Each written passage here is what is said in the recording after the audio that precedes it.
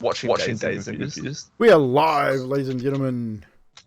What's up? Listening to Let's Stop. Welcome to our Sunday night mini adventure, The Curse of Dusk Hollow. What's up, Yanti? Echo on cam? There will be two. I bet you there is. 1, 2. That one. Give me a second, guys. 1, 2. Check that. Is that? We should not have any more echoes. We should be good. There's 2 cams. I forgot to turn stuff off. Thank you, Mina. Almost forgot about that. Check 1, 2. Would have been JJ and Nutties. It has been sorted, so we should be good. How rude. But so Sunday night's mini adventure. So as we have said, last Sunday was the finale of our Vampire the Masquerade season. An amazing episode. But apparently Cameron hasn't watched it yet, so we can't say anything because it's spoilers. So we have to keep it to ourselves. But you never know if people in the chat haven't seen it yet either, so no spoilers. Well, there's that, so no spoilers anyway. Yeah. It's on the YouTube, guys. Exclamation YT in the chat. Go check it out. Or you can catch the VOD on Twitch as well. But it is up there. It's good to go. But we are going to run this little adventure, which may take 2 or 3 sessions, maybe 4. See how we go.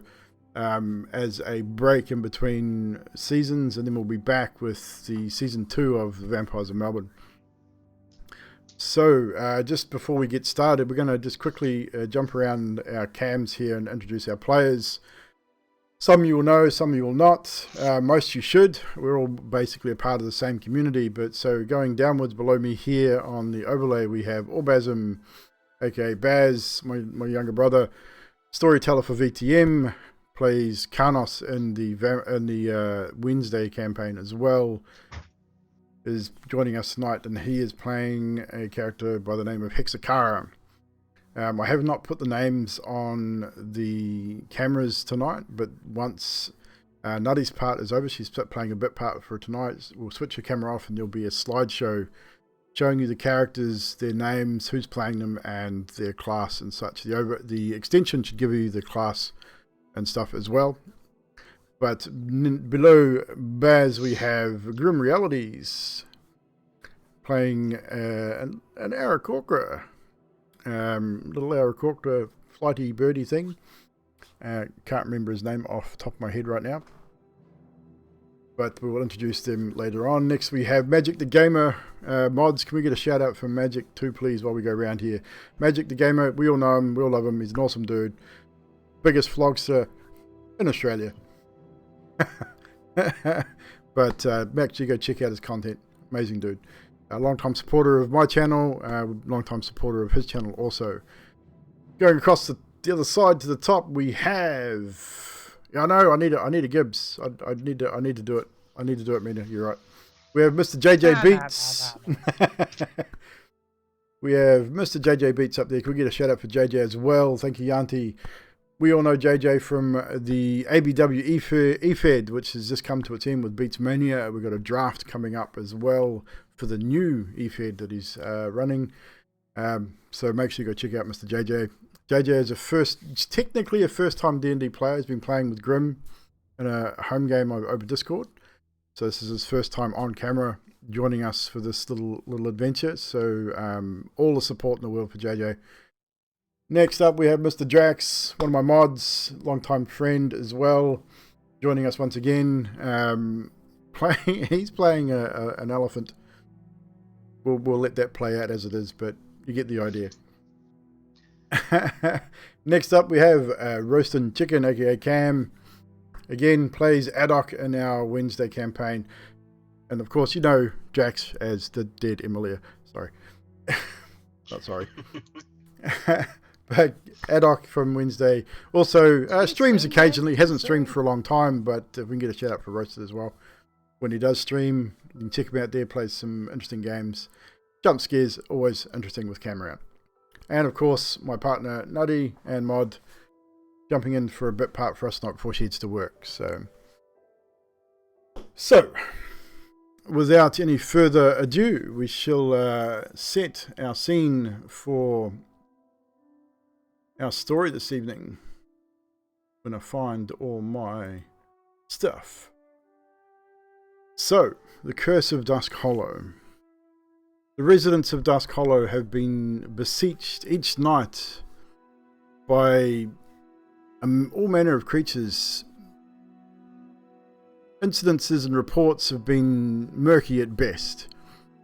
The captain of the guard, Captain Moore, has been receiving all sorts of strange accounts.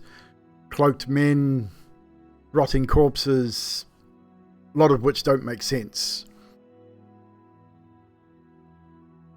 They seem to be kidnapping villagers and taking the dead after each battle. None of the dead are found, ever, which is odd in itself. The local militia is overwhelmed, and all they can do each night is gather the villagers inside the local tavern and wait for the banging and rattling of windows to stop before allowing the villagers back to their homes. They've sent a message via messengers to the surrounding towns and local magistrates and lords, begging for aid and offering what little they have in exchange. Mayor Quinn also reached out to a local lord that she knew, acquainted with, and has received word that a small group of adventurers/heroes would be meeting her within a day or two. So over the last couple of evenings, Mayor Quinn and Captain Moore have been meeting at the Blue Raven Tavern, waiting for this group to arrive. In the past 3 or 4 days as well, a stranger has come to town. Has been seen helping with some of these incursions, but Captain is suspicious. Not often do strangers come to Dusk Hollow and spend much time there, normally passing through the odd bit of trade and such. So we start our adventure late afternoon, early evening in Dusk Hollow on the outskirts of town, the small tavern. Hanging above the double doors, small sign with a painted blue raven on it, and underneath, Blue Raven Tavern in fine pokerwork. As we enter the tavern now, we see a couple of people sitting at a table. So we'll zoom in on this table here for a moment. All seems relatively quiet. There's quite a few people in the inn, as they expect that possibly there'll be maybe another attack this evening, so there's a few hanging around the inn for protection as they normally do. Inside, several townsfolk seated, eating, a couple of servers wandering around with food and drink. At one table, we see the stranger that has joined the village. Seated, ale, plate of food. The server approaches. Will that be all for the evening?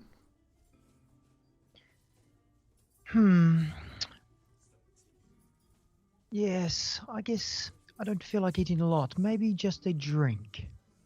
Right you are, love. And she heads off to fetch the stranger a drink.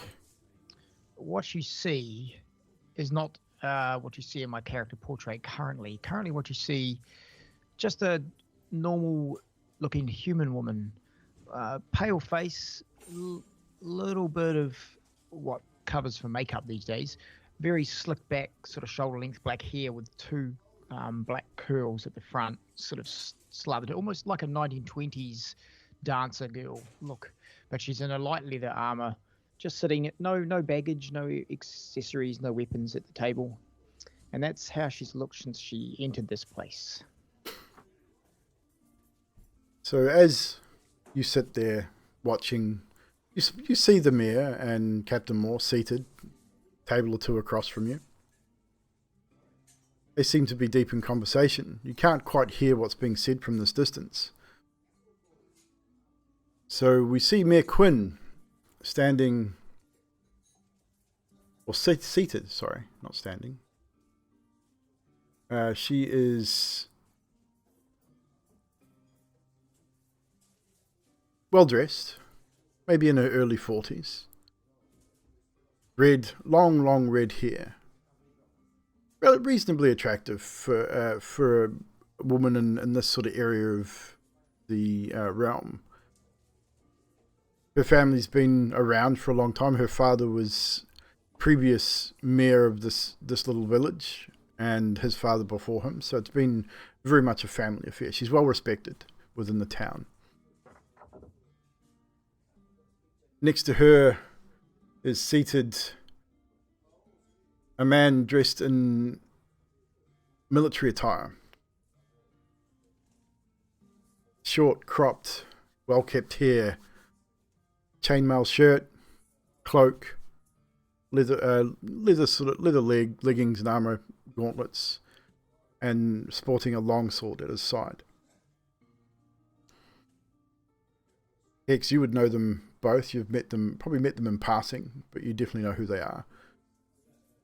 Every now and again, Captain shoots a sideways glance over in your direction. Nothing rude or aggressive, just you know he's been watching you. You're smart. You know when you're being watched. You don't take too much offense to it. But as we join the captain and the mayor now, as you discuss the events of the past few evenings and what you're preparing to do, I'll turn it over to you guys. Mayor Quinn, we have to do something. Yes, I did send out some letters and had a reply from Lord Melwyn, and he's said that he's going to send us some adventurers to help. Great. That's well, I hope they get here soon. It's several. I count several people now that are missing since these attacks. No bodies, nothing. Nothing has been found. Has it got that bad already? It's getting worse. It is getting worse by every passing moment that we just sit here and we do nothing. My man, we can't defend this. We will fall. What is it that's attacking us? I don't know how to. I've received reports of dark hooded people. I guess I'm not sure. Their faces are covered in undead creatures of the like, and that's.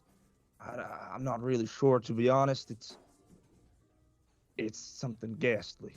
It's not all right. Well, I hope these people arrive very soon. We can't be having this every night. It's just not good. Yes, that is the case, and I agree with you. There is also the other matter, Mayor Quinn, of a certain so-and-so to your 6. And I try and give a little nod over towards Hex, sitting over in the corner. And I'm like, oh, and what? Well, I haven't had the chance to question this individual, but very suspicious, very rude, inconsiderate, unlawful, no respect for common decency. Does she need to go into the stocks? Well, maybe. But I'm just saying that what's happened here recently, these attacks, and this person, even though she has been seen to be helping, that is quite all right, but it's just, I don't know, there is something off about, just look at her, so pale, not eating, just wearing next to nothing. She definitely doesn't look like she's from around here at all. I just think it's odd. And these attacks, they may not be connected, but maybe she's connected to them. Well, maybe we need to do something about her then. I agree. Okay. We will just have to see who else turns up, because We can't be having the villagers disappearing like this. It's not okay. And how are your men? They are shaken. But my men are my men, and how I run my company and my military, they will stand strong for as long as they live. I will see sure of that. And as you were talking, the doors swing open, and 4 individuals slowly walk into the tavern. Captain, you would spot them immediately as being strangers to the village, as would the mayor if you were to point them out to her. They definitely don't look like they're from around here. They are dressed in armor and such. As the group enter the tavern, a server spies you and heads over to you. May I help you, dearies? She sort of bows towards you all. Moriel, would you describe yourself, please? As the doors open, you see a humanoid figure, roughly about 5'11", currently covered with a traveler's cloak, so a lot of the facial features are hidden. But he has black hair, short black hair, and brown eyes. And those that are close to him swear that they see smoke coming from his out of the jacket, or out of his traveling cloak. Doesn't smell, it's odorless.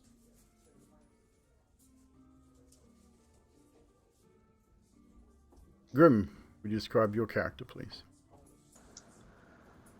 So coming in, you see a bird-like creature, about 5 foot, bright red, has the appearance of a cardinal, so bright red feathers. His wings are tucked around the back, and he's got sort of a black outline around his face. Short, sharp beak in a blue duster jacket. He's got some goggles on his head with multiple lenses on them, and he's sort of looking around, a bit nervous, a bit confused, staring at a bit of paper in his hand, not paying attention to the server at all. And walking in behind these 2 individuals, 2 larger individuals follow through, almost getting jammed in the door, the both of them. I mean, they're fairly large, wide through the shoulders, but very, very large individuals indeed. Drax, would you describe your character, please? Yeah, almost getting jammed in the doorway. You see basically a great big elephant and wearing green clothes, which you're looking at it, you'll wonder where the hell you got clothes that big to fit this great big thing. And his trunk comes down and is wrapped around his neck like a scarf. And he's sort of looking around. He's got a great big smile on his face. And standing next to him in magnificent looking armor is another large character. JJ, would you describe your character, please? Dragonborn, armored to the T, about 6 foot. Yeah. What coloured scales, dude? Blue. He's a blue scaled dragonborn. Yeah. Not often seen around these parts. Do get the occasional dragonborn in the area, but not a very rare indeed. Blue, height 6 foot.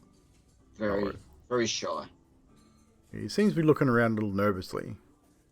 But he's with. They definitely seem to be travelling together.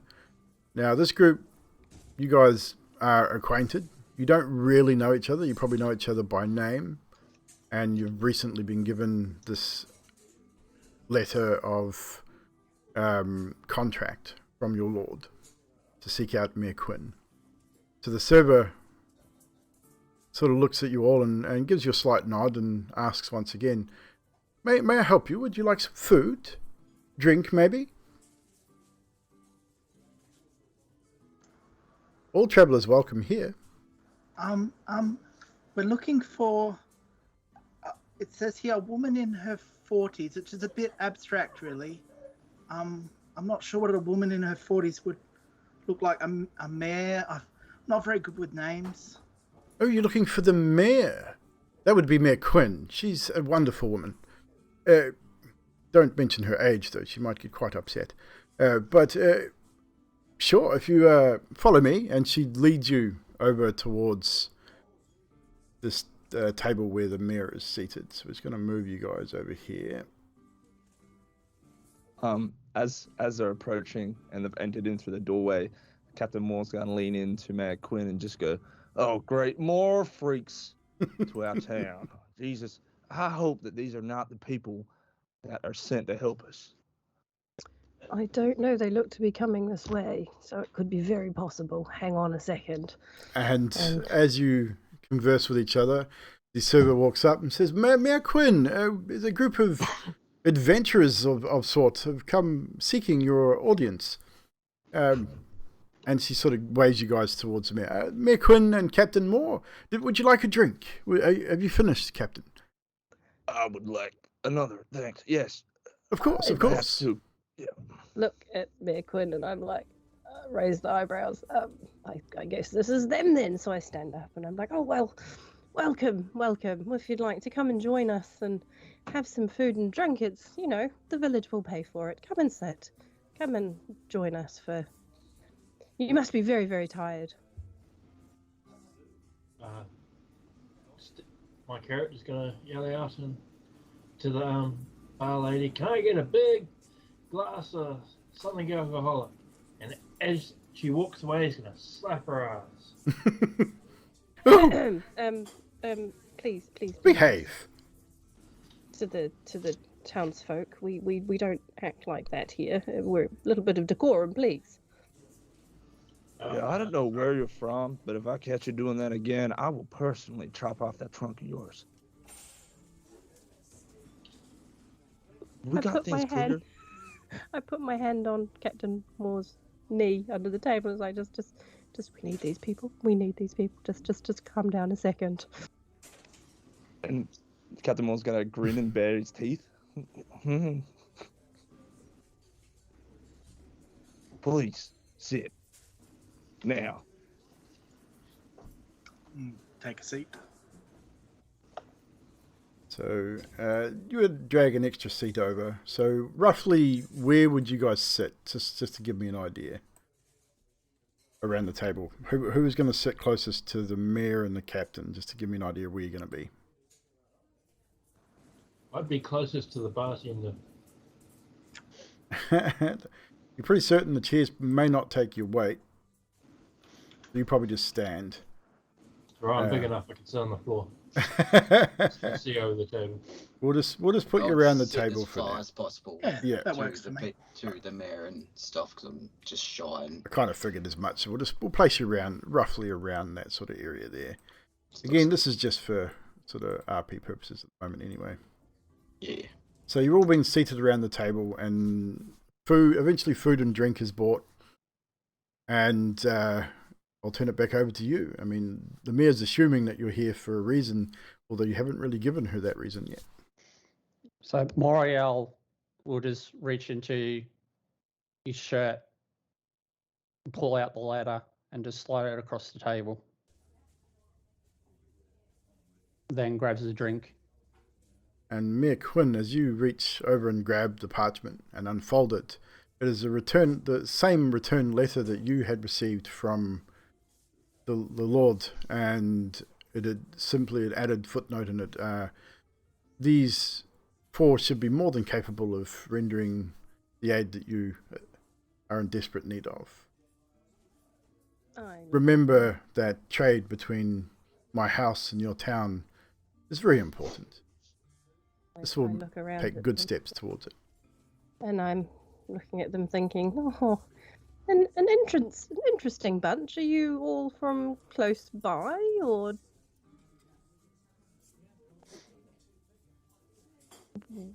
I've been around. I've been here. I've been there. Met a horse or two. Yeah. I'll just travel around. It's just really quietly. I'm Batman. I mean, excuse me. I'm Benastis. I'm from Neverwinter. I don't know what that was. Sorry about that. Oh, that's okay. I like your feathers. Oh, thank you. How did you all come to meet each other?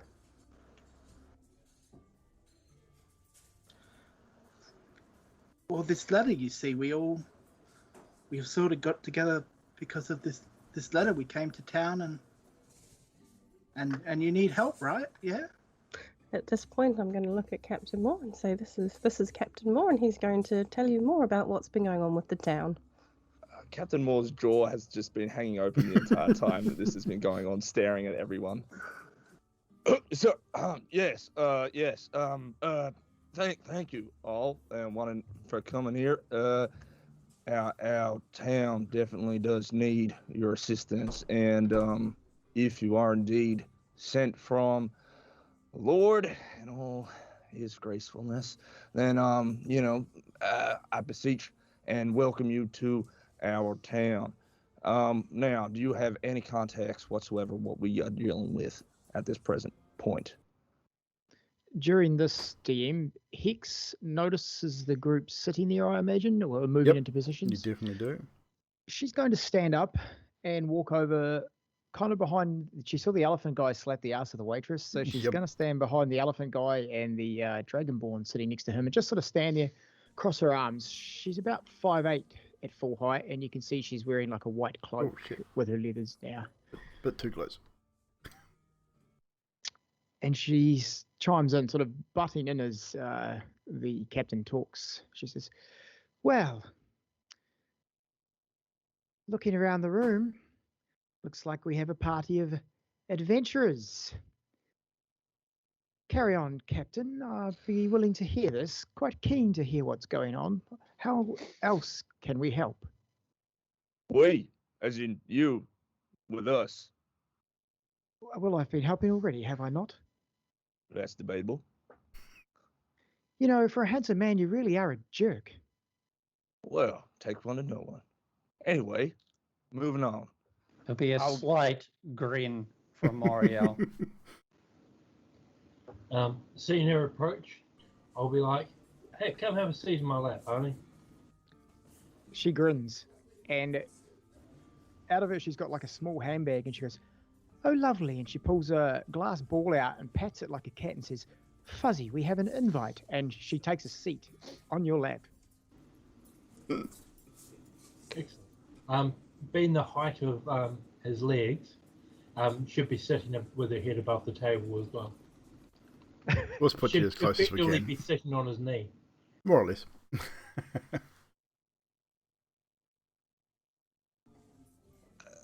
It's gonna turn to Meg. Are you sure about this?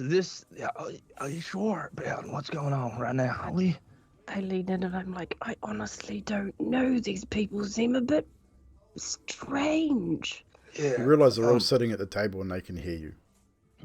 Trying to be. You do not want our help. I'm trying not to let you hear me, Trying but, to you be know. quiet. You've got Moriel sitting in between you. You can't really lean across him Damn and it.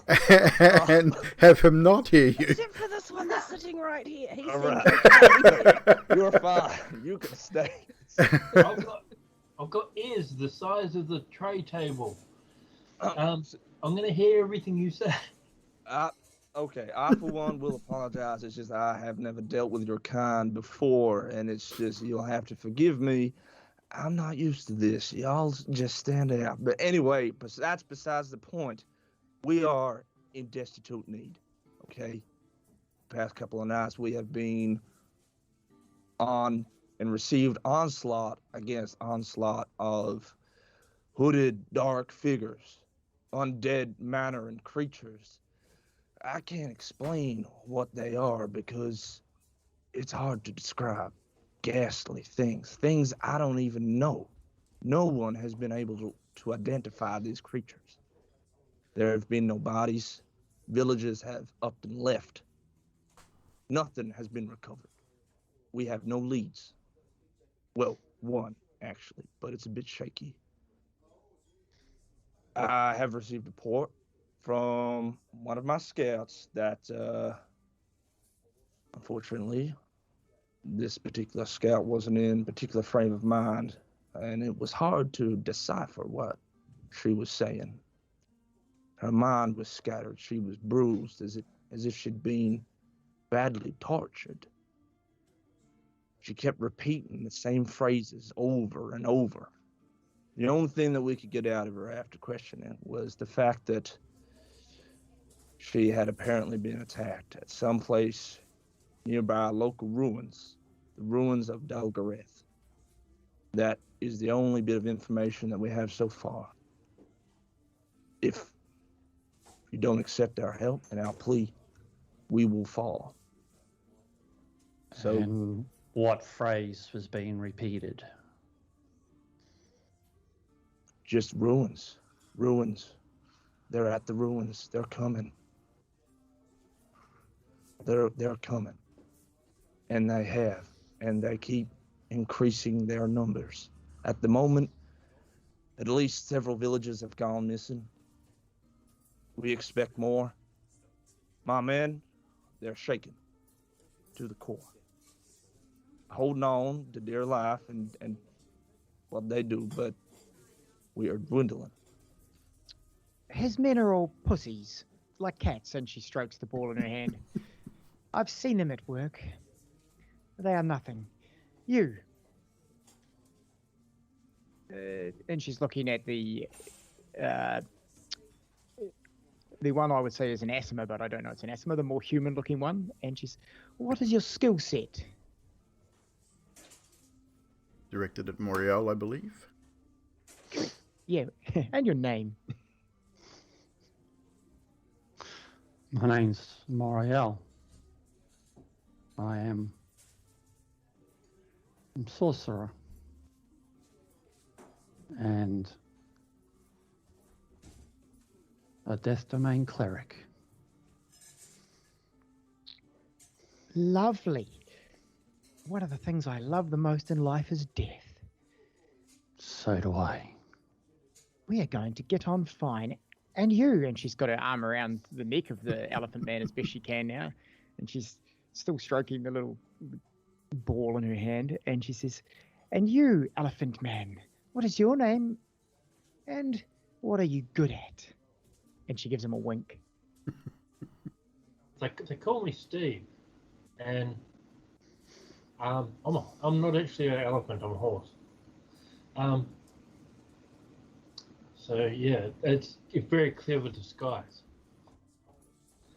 See, I'm good at disguises. See, you would never have known that I was a horse. Okay. This isn't a wrap his arm around your waist. Well, from where I'm sitting, it seems like more horse than elephant.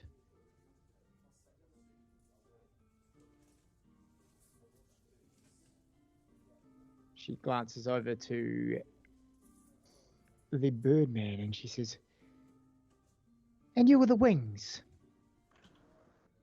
What's your specialty and what's your name? My name's Bernassus, and I'm a hero or a vigilante. Is it a vigilante or a hero? Hero sounds better, right? Yeah? Vigilante sounds more like my cup of tea.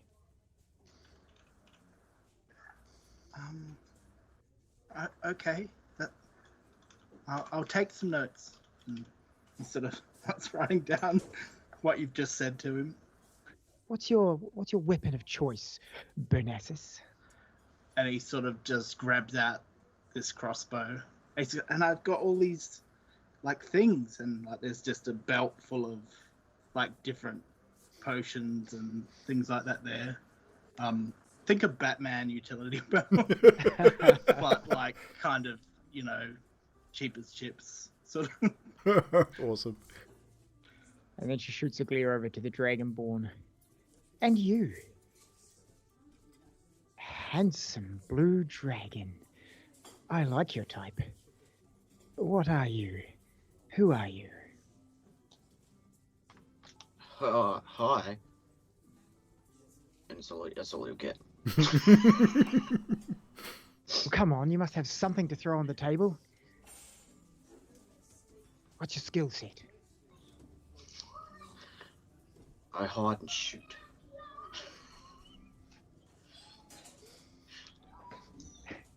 That's the best offer I've had all day.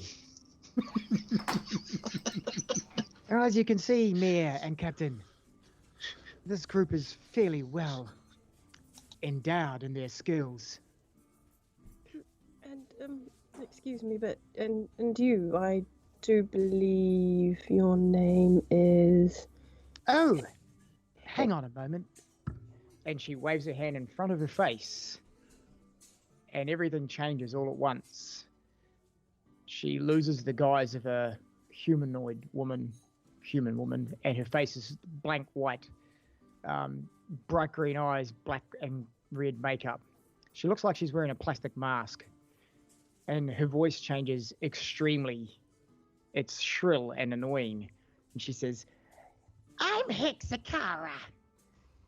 Well, what do you bring, Hexakara? I bring Fuzzy. And she holds the little glass ball up, and she just pops it on the table, and it moves across the table to you, across the table to the captain, and across the table back to her. And then she picks it back up. And Fuzzy is very magical. I'm doing my best to keep my straightest face going on here as I'm like, okay. Well, looking around, I thought there was no Welcome. need for the charade anymore. Welcome to our little town, and I'm looking forward to see how we all work together. Captain Moore's gonna put 2 elbows on the table, cross his fingers, pick up a drink, and just scull the entire contents of it. And it's at this point that the doors fly open. 2 or 3 villagers come through, slam the door shut behind them. They're coming! They're coming! And just they put their weight against the door. And as the very moment they put their weight against the door, you hear a large thud rattle as the whole building shakes. And as you sort of look around, everyone looks at each other, looks around, another loud thud against the door, and you hear the creaking of wood and timbers under the weight of whatever this is that's hitting the door. Hex, you're probably closest. You probably move to the window. And as you look out the window, you see several bodies outside of the tavern. You sort of peer as close as you can to where the door is, and you see a large hulking body, rotting flesh hanging from its huge bones, and as it's pounding on the door. Before anyone has a chance to really think, Mayor, you get up and you just cry to the rest of to the back of the tavern, get to the back, and you move away, move yourself, and try and get as many people to move with you as possible. The rest of you now watch as the doors buckle, splinter, and break and fall inwards, and a large hulking body moves into the doorway, crushing the 2 humans trying to hold the door closed. The sounds of their bones breaking and the blood that starts to run out from under the door is quite evident. And we will roll for initiative in just a second, guys. Give me one moment. Hex looks to Steve and says, "Well, Steve, looks like you have competition." Steve looks down and says, "Shit, I thought I'd fallen through the floor again." Oh. So I will get all of you now to, on your character sheets, roll for initiative.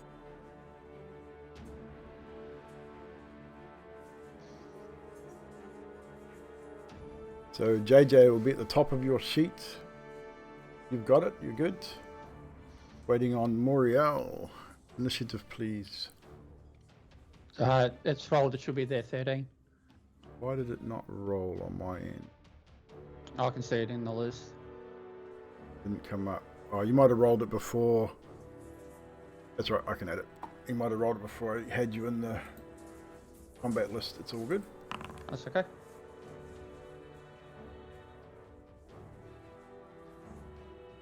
It didn't add my +2 though. It didn't add your +2? No, that's why I'm saying it's 13. 13, no worries. I will do it manually, not a problem. We can look at that sheet in just a moment. Yep, that's fine. Yeah, it rolled it here. That's interesting. Might be something up with the sheet, with the roller. That's fine. So, as you all roll initiative, this creature lets out a gurgling, what you would think was a roar, but it's almost struggling to say anything. But several of these creatures outside move up. And now you can sort of hear the moans and groans of something undead, or the creaking of bones outside. Next up, Steve, you are first in the initiative order for your team. From where you are seated, you see this large creature burst through the door, crushing the two individuals. What do you do? Steve's gonna stand up. He's gonna put the lady who's sitting on his lap on the ground next to him. And I'm gonna move over here some. Yep, So you are able to move, so you are fine. And I can go right up to him. Because why the hell not? Move right in close to this creature. As he's doing so, he's gonna whip out his what was it? His couple of daggers. No worries.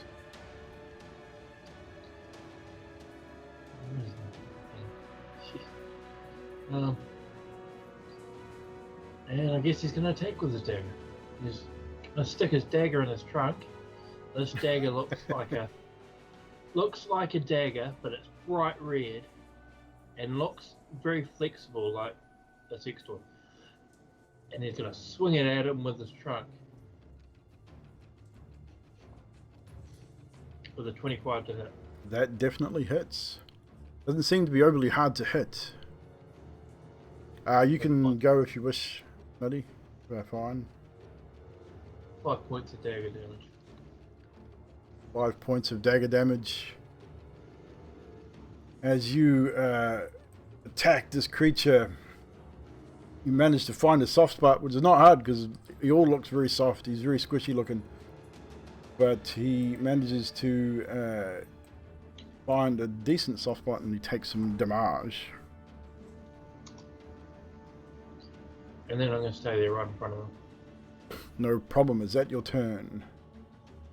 That is my turn. Captain Moore, you are up. Elba, you're on board, so your turn next, JJ. Great, fantastic. Captain Moore's gonna take a look around. There's still villagers inside that haven't made it to the back, correct? Yeah, some most of them are sort of milling to the back as they speak. Some are moving just away from the door. So Right. these people that you can see, don't panic too much about them. They'll be moving. Great, fantastic. Sort of as you guys move, they will move as far away as they can. All right, Captain Moore's gonna immediately get up, draw his longsword. He's gonna shout out. He's gonna go, "All right, time to earn your keep. Protect the villagers first and foremost. Kill that thing." And then he's gonna charge at it and take a swing. Go for it. He's gonna try and cut up diagonally, wielding the longsword with two hands Go for gold.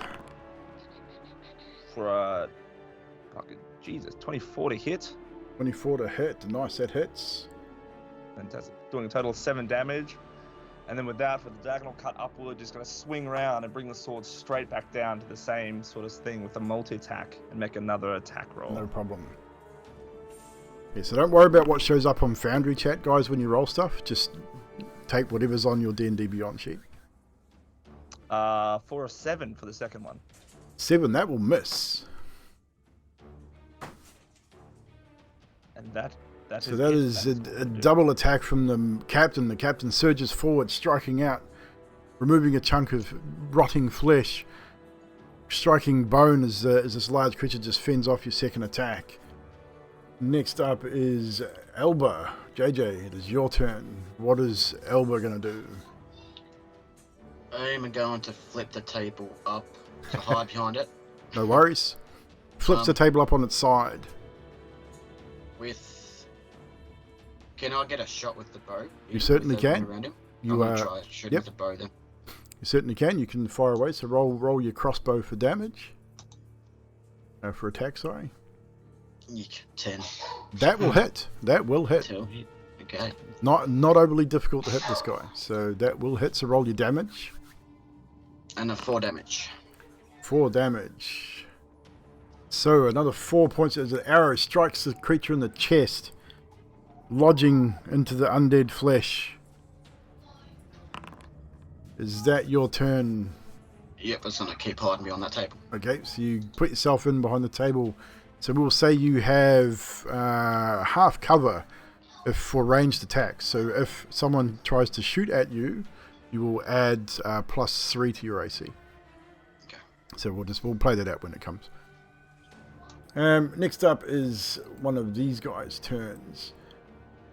As you're waiting and watching, you see skeleton squeezes in, closes the door, but squeezes inside past this creature. And you see from the people that are standing sort of right in front, you see a whole bunch of other bodies move up and behind. There seems to be quite a number of them. One smashes through this window, climbing up and climbing through. Hex, it is your turn. Moriel, you're on board. Hicks will move to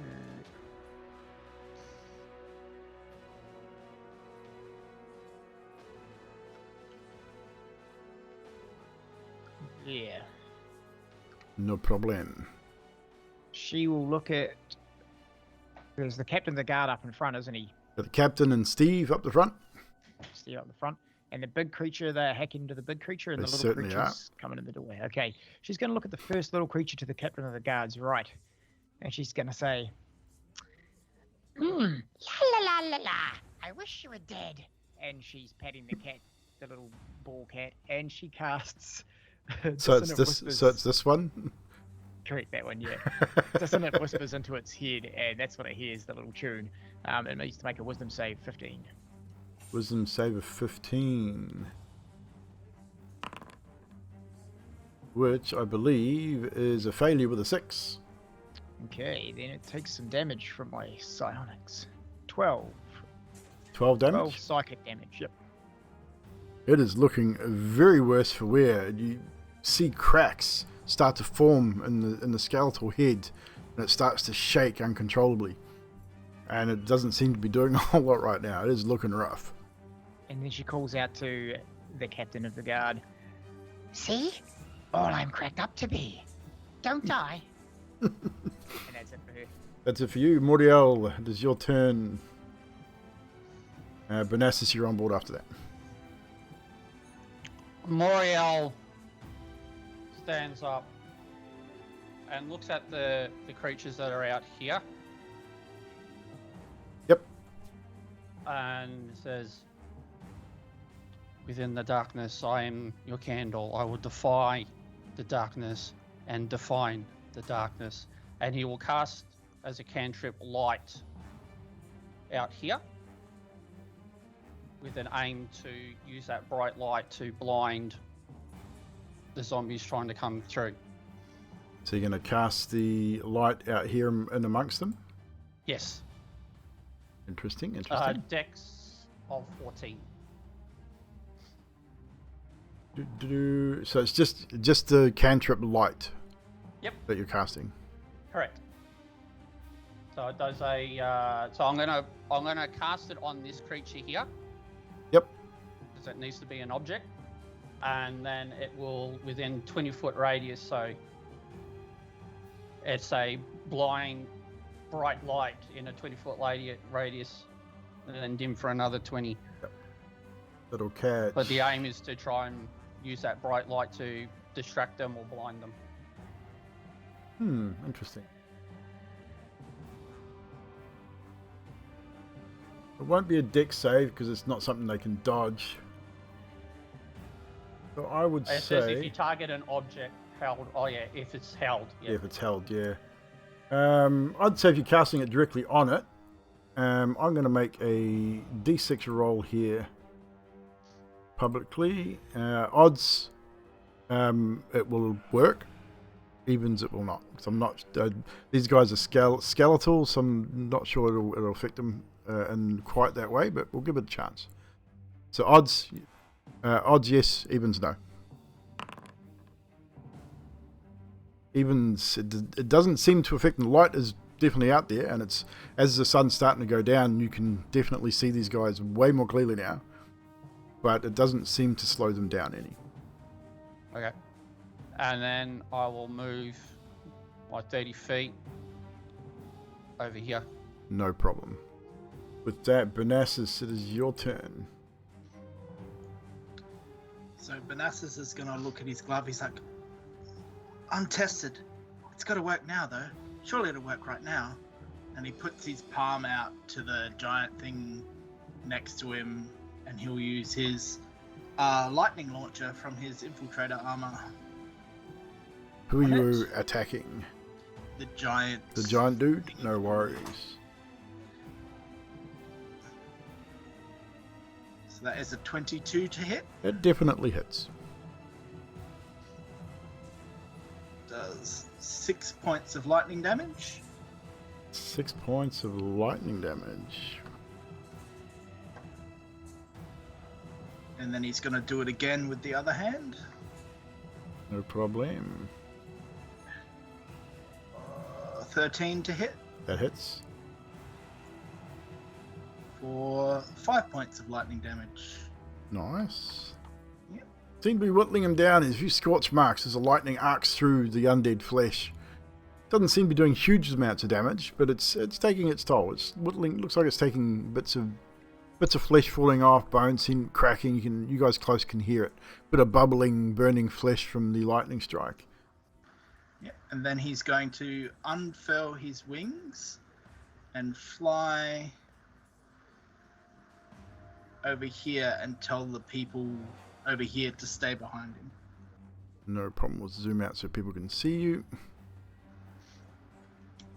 He's moved over to there. So that puts us back at the top of the initiative order. What does it? No, it doesn't. We need one more creature to make a turn, and that's this dude. So this guy, this big dude in front, he's just going to swing away because that's pretty much what he does. But he reaches behind his back and pulls out a large morning star that was hooked onto his belt. Large ball, the size of a cannonball, covered in large spikes. And swings away at you, Captain Moore. With a 19 to hit. Oh, that hits. And that will do 11 points of bludgeoning damage as he raises it high and slow, brings it down deliberately.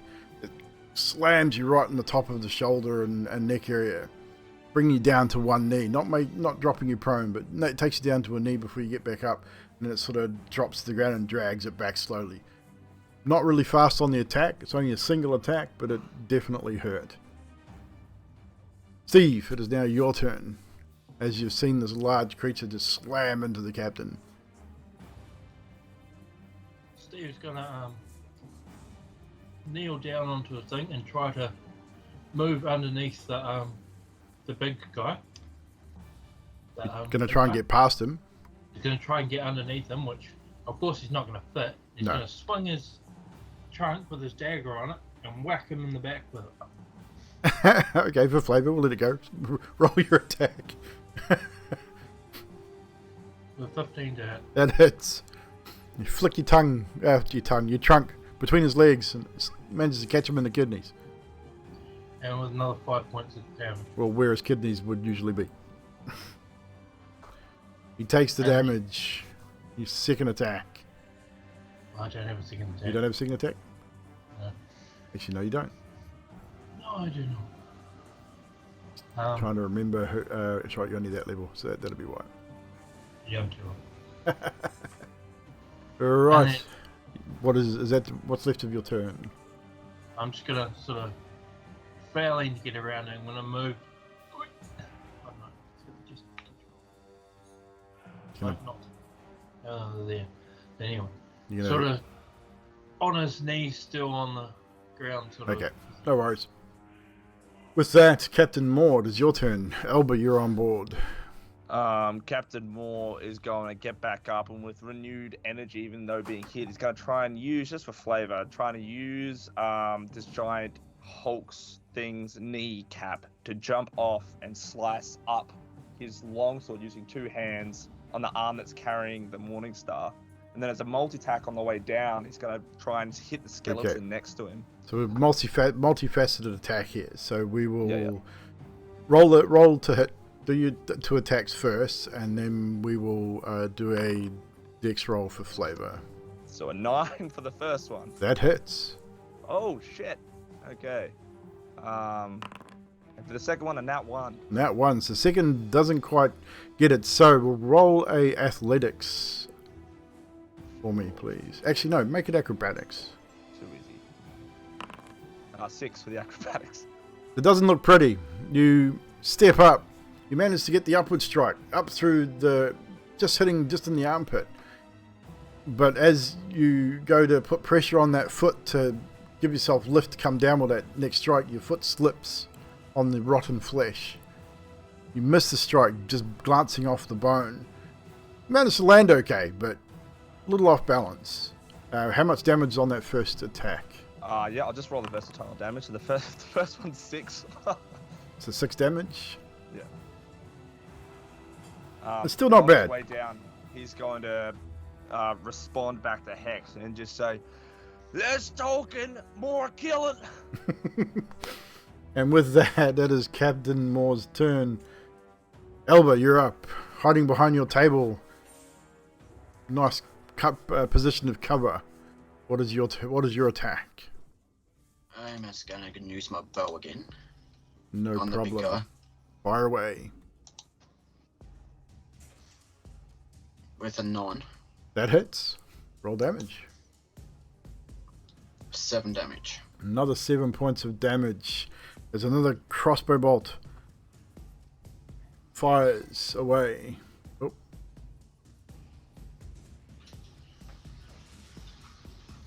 And I'll just end my turn there. You're gonna Hiding rem- tape still gonna- shaking. You're going to remain there. Popping up. Shooting the crossbow. Ducking back down behind cover. Reloading. Good strategy. Seems to be working. Next up. This creature slams through the window. This one moves forward into you. Captain Moore turns to face you. Another skeleton squeezes through the gap. Moves in to this side. Another creature moves into the doorway. Hex, it is now your turn. Before that, I'll need to make an attack just quickly on the captain. With an 8, I believe, misses. Definitely does. Yeah. So you manage to parry off attack from this skeleton. It doesn't look like it's in good shape anyway. I mean, it's looking pretty rough. You managed to defend yourself. Hexakara, your turn. After hearing the captain call to her Hexakara, sighs. She looks around the room. She says, "Minions, this is going to hurt." And she holds the orb in her hand forward and says, "Boom!" and casts a fireball right about there. Oh, I don't know where. What button am I pushing? This one? Oh, that one. Okay, how do I mark the damn map? So just click and hold left mouse button. It's not working. Should be able to do it. You should be able to... why is that not letting you? Yeah, it's not letting me do it. So you go, Anyway, just out the door, about 10 feet. Yeah, it won't let me do it for some reason. I thought it was alt click, but no, it's just alt clicks to target the creature. okay. Well, the center will be nearest that creature there, that like between Okay. him and that I one was there. not sure why. I'd It's like it to be not allowing you to use it because it should. Anyway, Yeah, I can do Uh, everything else, but I can't. Okay. So if you can just sort of click between those two skeletons just About outside there? the door. About there would be center, yeah. Trying to catch as much as I can in it. But that's where I'd like to center it. So they need to make dex saves. Everyone it's a within 20 fireball, feet. yeah? It is a fireball, 20-foot sphere. The 20-foot sphere, if you're targeting it That's pretty much exactly it. next to that one, you'll just miss Captain Moore. Just. You will catch Steve, however. Hex would have been happy where it was the first time. She Okay. wants, yep, she wants the most that she can get. So Captain Moore and the elephant dude don't matter. No problem. So, I need everyone in that sphere to make a dexterity saving throw, please. And I'll roll the damage. 1 second while I roll some dex saves of my own. So, an 8 for the zombie. We're going to make a group roll for this dude. 11 for the skeletons. And 4s for the zombies. So, I think, what was the DC? 15. They all fail. Alright, they take 27 fire damage for those who fail and half that for those who pass. So that will mean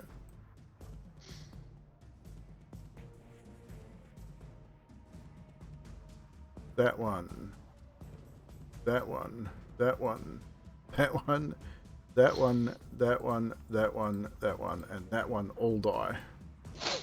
Drax, you'll have to make the save as well. And Captain Morgan. So yeah, so Captain Moore and Steve. I got an 18. So that's Okay. 27 damage to you, Drax. So if you failed, 27 damage. Half to you, Cam. Actually, that one dies as well. So with a fireball from exploding, also I need to make a quick roll here as well. The tavern doorway is engulfed in flames and is also starting to burn. But all those creatures have been disintegrated in a ball of flame. So Captain with Moore that- and Steve, you are also engulfed in this huge flame. And then as it dissipates, you can see that your clothing is smouldering and smoking. And with that, Hex moves back a bit. She says, "Well, I did call out a warning."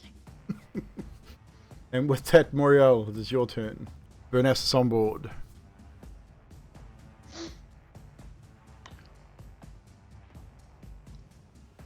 Moriel. Still seeing the big guy there.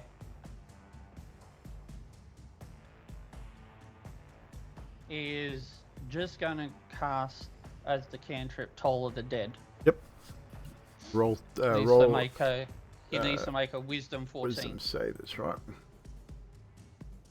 I should know this by now. That will be a failure. Okay, and because he's already taken damage, it allows me to roll a d12, It does indeed. which he takes 10 points of necrotic damage. Which he does so. He is looking rough. He's not looking healthy at all. Is that your turn, Moriel? That is my turn. Bonassus, it is your turn. Ooh, fire. I was going to do fire. Do we need more fire? More fire. And Benassis will pull up his hands and say burn, and he will cast Firebolt, which is not quite so bad. As long as it works. In the doorway. 17 to hit. That definitely hits. For 12 points of damage. Describe how the large creature meets its demise as your firebolt streaks out from your hand. So the firebolt streaks just past Steve and straight into the face of this creature as whatever features it had left sort of just start to melt, combining with the flames that have already caught on it from Hex's reckless fireball. No worries. As the fireball strikes the creature, igniting it in flames, and it sort of rocks forward, threatening to fall forward on the captain and Steve, and then slowly rocks backwards, slams against the door frame, and then slumps and sort of half-pie slides out down the stairs. But that is... You still have a couple of zombies you can see out the front there, Captain Moore and Steve. Not many left, just a couple. So is that your turn, Benassis? Yep. So next up it is this creature's turn.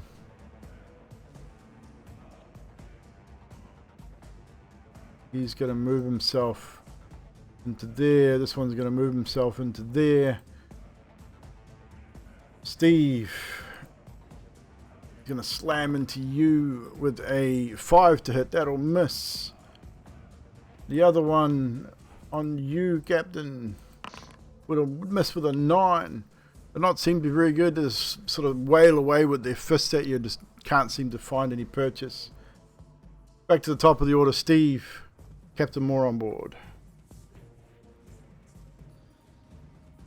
So Steve's still sort of crouched down. You know, bloody thing blew up and burnt me. What the hell? He's gonna grab his dagger with his trunk again, and he's gonna swing it straight up the one in front of him, straight up Main Street, straight up his eyes. Go for it.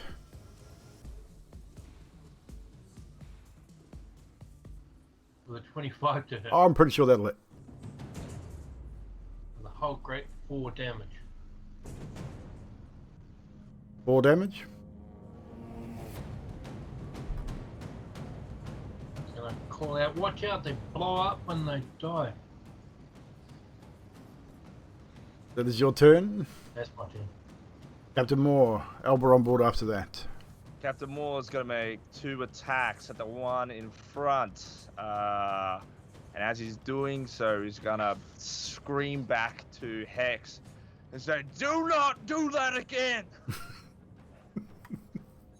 Alright, so the first, and versatile as well. No worries. The first one, it's 24. It hits. Second one is an 18. They both hit. 4, total of 10 damage from both attacks. It's looking pretty bloodied as you strike, just almost in anger at being scorched. Forehand slash and a backhand slash to try and get rid of these last 2 creatures. And you do so. Elba, you're up.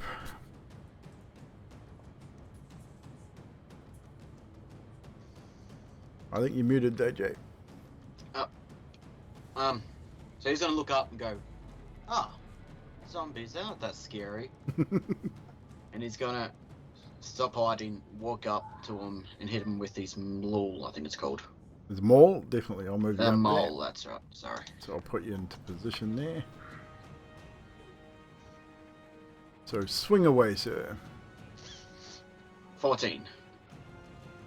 14, that hits. And it's 10 damage. 10 damage. Massive strike from this huge dragonborn. Crushes the ribcage of this creature. You hear the bones crack beneath the heavy maul. Is that your turn, Elbow? Yes. And Elbow sort of breathes in heavy, sort of looks upright. He's carrying a large shield as well. Next up, it is the Zambi's turn. This one here is going to strike out the last person that hit him. So unfortunately, that is you, Elbow. 12. Does that hit you? We need your AC. I believe it does not. At the top of your sheet, you'll see an AC. What is that number? JJ? Still me, sorry. Yep. So, you're 18. You're fine. My armor class you're asking for, sorry? Yep. 19. Is it 19? Cool. So that does not hit. He misses you. Captain Moore, another attack on you. At the door instead. With a 21. I believe that hits. Slams into the side of your face with an undead fist. 4 bludgeoning damage. Next up is Hex Moriel on board. Hex, hearing Captain Moore yell out not to do that again, strides forward.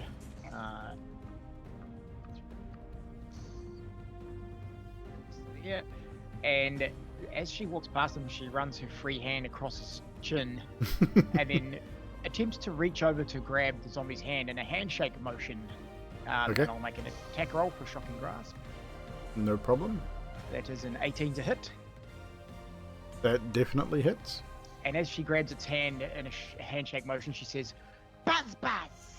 And it takes 9 lightning damage. 9 lightning damage.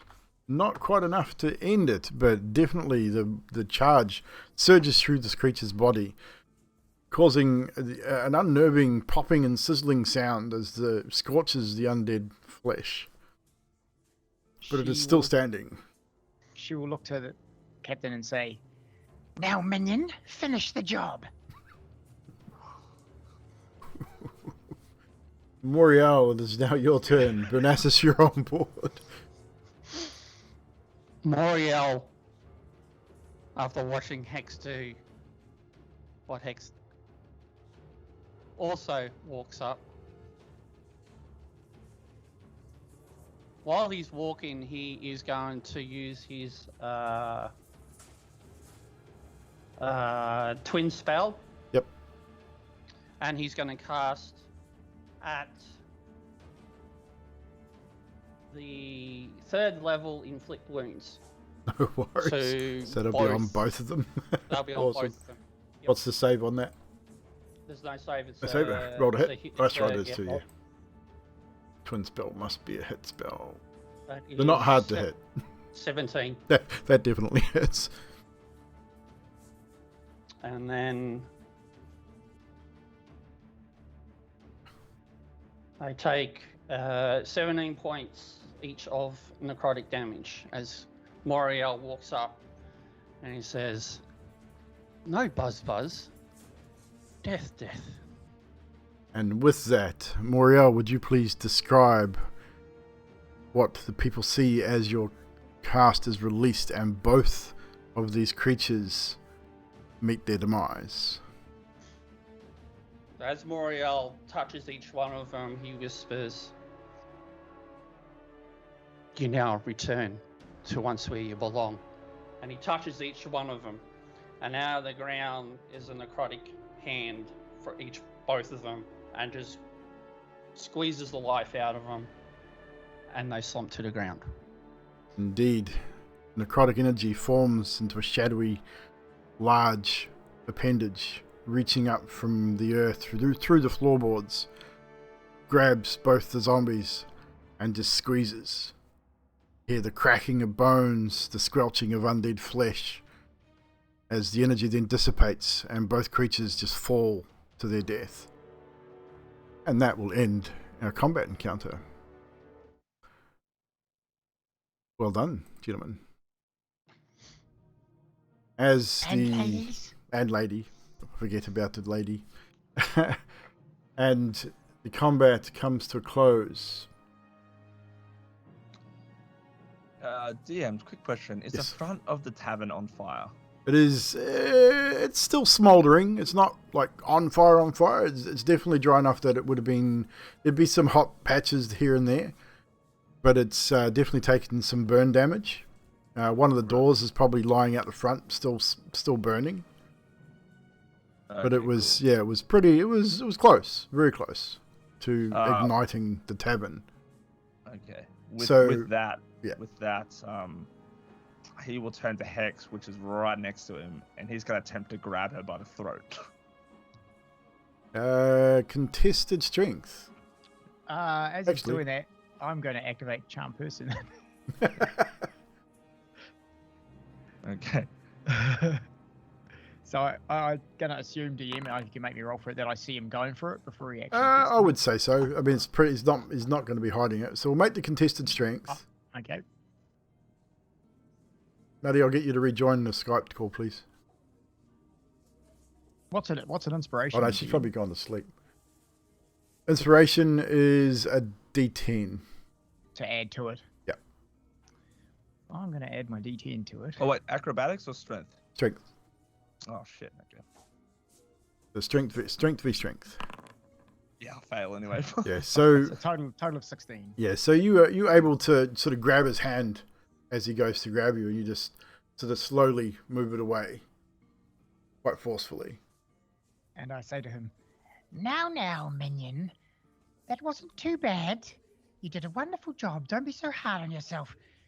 Nonetheless, if we had let them in, it would have been worse, but the doors needed to go. Revamp. You see, and she sort of pats him lightly on the head. Did you cast charm in that? I cast Charm Person as Charm well, person? so he needs to What's make the save? a wisdom save, 15.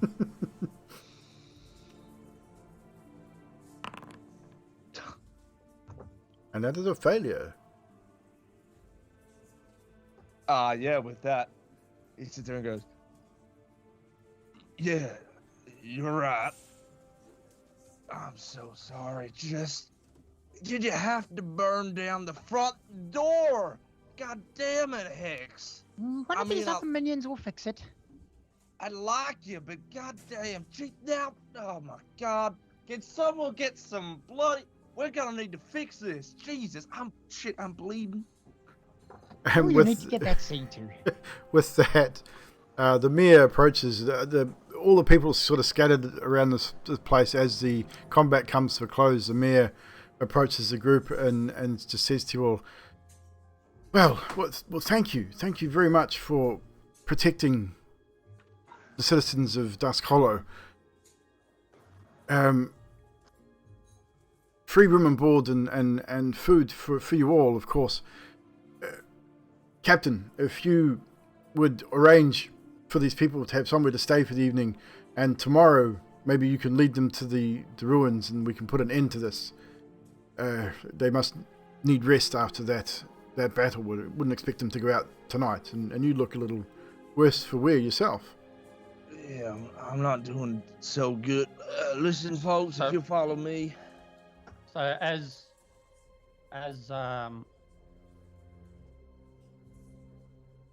the captain turns to follow, you feel a hand on your shoulder, and at the third level, I'm going to cast Cure Wounds, which you get 21 points of healing damage. Oh my God. Awesome. Healing damage, it's canon. Banassus is going to fly over to where Steve is. Like, Steve, you appear to be smoldering. Is it all right if I put you out? Consent's important, you know.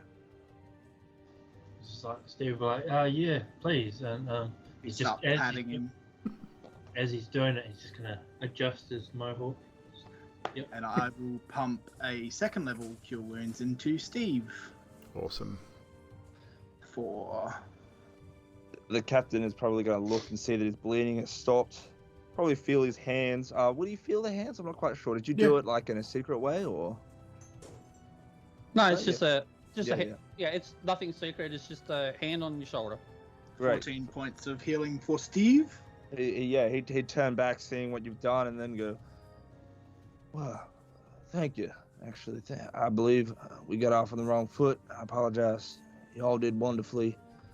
I appreciate your service at the moment. Now, Hex, my friend, would you like to come with me? I'll show you your rooms. Oh, thank you. That would be much appreciated. Drones, follow the captain. Steve's gonna stand up next to the captain. He's gonna go, "Oh, you did well," and he's gonna wrap his arms around him and give him a big hug. And as he's doing that, he's stealthily gonna wipe his dagger off on the back of his cloak. Okay, as you go to give him a hug, the captain's gonna try and slip out of it. Should I make you roll for this? Either way. Well, we'll let you make choice. So, Steve, you see the captain is reluctant. As you go to move in for a hug, he sort of takes half a step back. It's pretty obvious that he's probably not interested in being touched. Well, Steve's got a reach of 5 meters on his trunk, so he can wipe it on his back even as he steps away. Well, make a dexterity check to see if you can, and perception. Dexterity versus perception. Steve, what did I just say about consent? Oh, wow. 21. I've got a 6. The truck sort of snakes out past you, and I mean, it probably wouldn't even realize he wipes some of the undead goop on his, they go off on your cloak, and it's sort of a fold. You probably feel something brush against the back. You turn around, there's nothing there. As you've reached out for the hug, Captain Moore, obviously stepping back, I appreciate the friendship and what you're trying to come across. It's just, I'm not that sort of guy. Please, just don't. I appreciate it. If you appreciate my boundary. Okay. You all did very well. Very well. Even you, Gecko.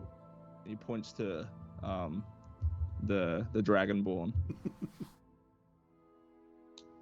Like I said, I hide and shoot. Yeah, but if I think I noticed that you did a lot more damage when you were up front with that maul you got there. You should be up the front lines, my boy. Maybe. We'll think about it.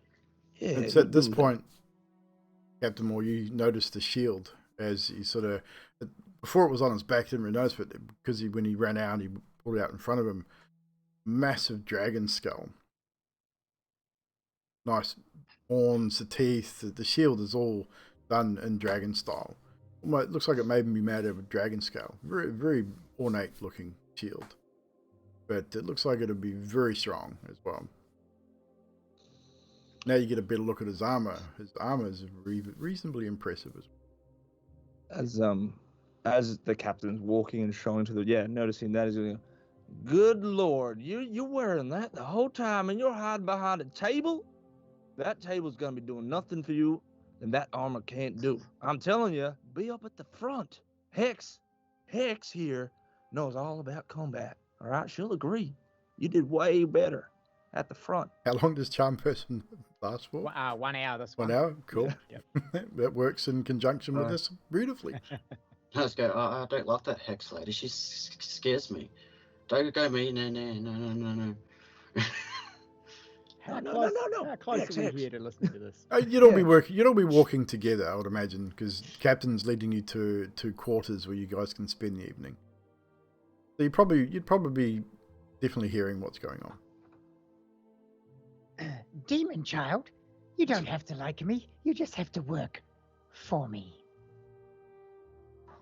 Yes, ma'am. Good. I like you. If you lose the hat and grow bigger horns, you would be even cooler. Oh, Hex, you're a funny son of a gun, I tell you. Don't pay no heed to her. She's just pulling your chariot, all right? You're doing fine. And as you continue your journey, you are led to a series of small houses. And just past the small houses is not really an inn, it looks more like an old barn. But as you enter it, it looks like it's been turned into like a boarding house of sorts. Split level, several beds. There's a few people staying here as well. But the captain leads you inside and says, well, you're welcome to stay here for the evening.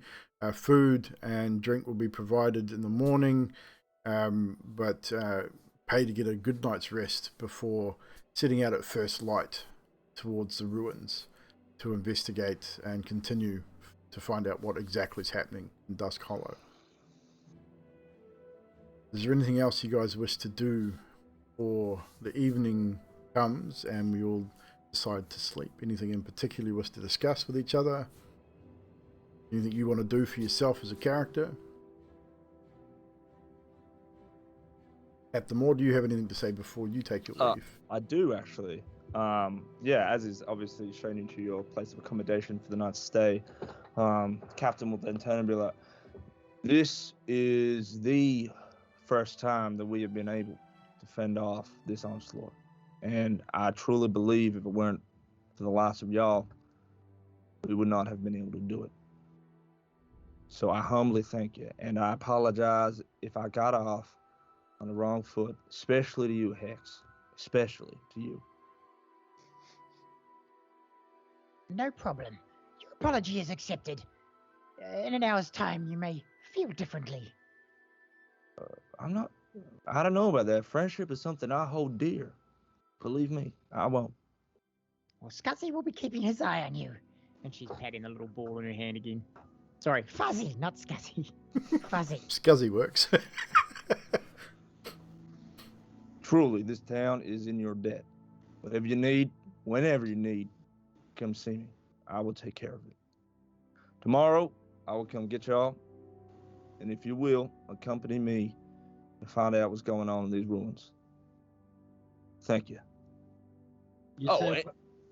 One more thing. You, Twinkle Toes, do not touch any of the women in this town.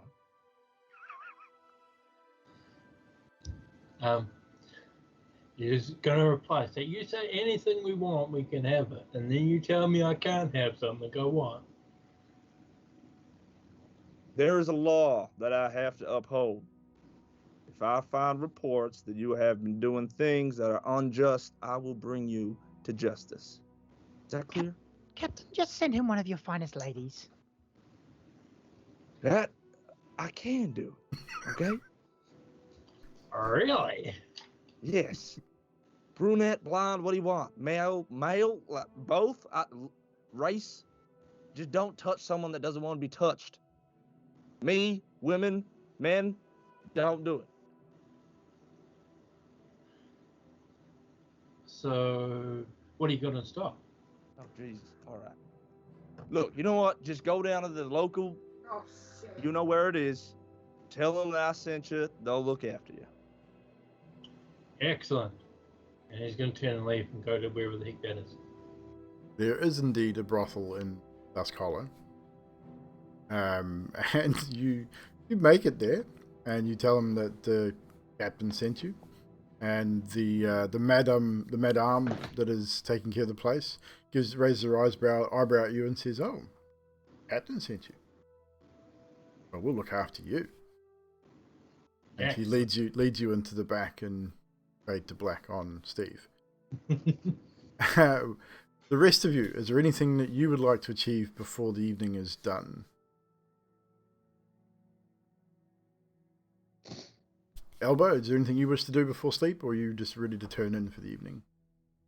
I'm just ready to turn in. Elbow's big night. Elbo's had a big night. He's finding a bed. Bed creaks under his weight, but he's a big boy, so these beds aren't really designed for Dragonborn, so it creaks a little under your weight, but you manage to find a nice comfy bed and bed down for the evening. Too easy. Moriel, Bernasis, sorry. Anything you guys wish to achieve before the evening is out? As I'm shown to my room,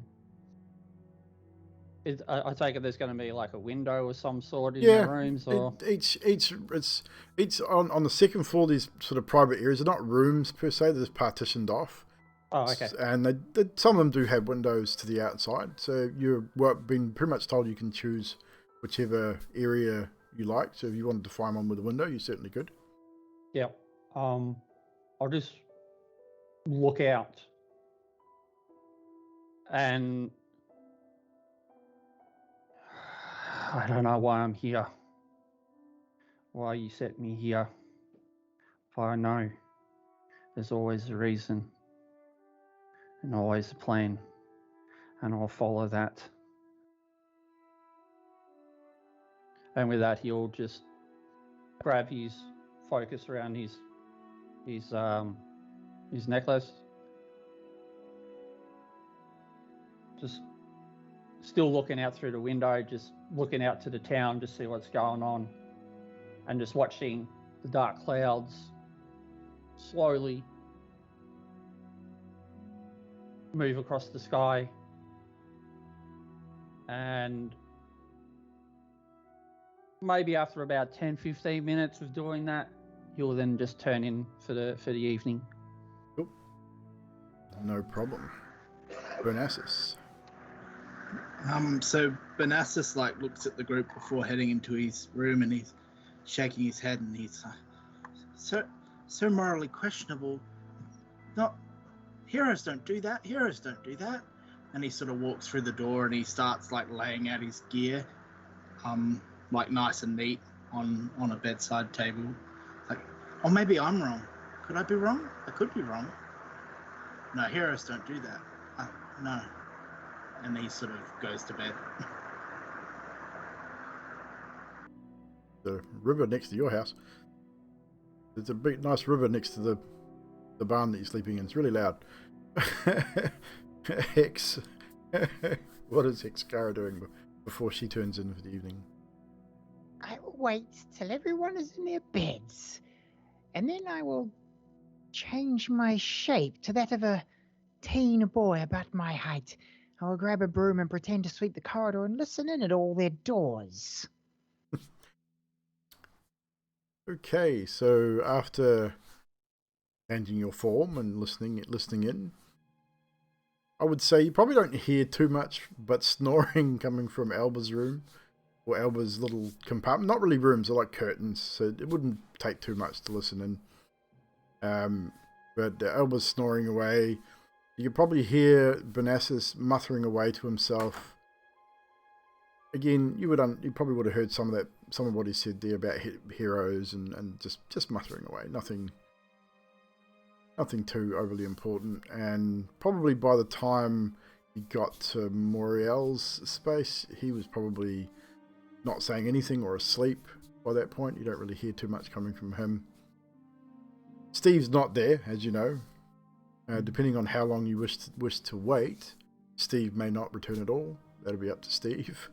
Whether he spends the evening at the brothel or decides to come back later. Only an hour or so, and then I would choose a room befitting of me. Something with no windows, maybe a basement space. Something out of the way. Nothing basement. It is definitely ground floor space, sort of out of the way, darker, more of a darker area. Minimal windows. Of the space. And this would be a good place for us to take a small break. So if you need a pee, need a drink, do so now, players, and chat. We're going to take a small break here. We will be right back in a moment. I don't have a BRB scene for this particular thing, but what I will do is go to the I'll go to the Curse of Strahd BRB. So we'll be right back in just a few moments. We're going to grab a drink and stuff like that. We'll be back with the continuance of our little Dusk Hollow adventure. BRB.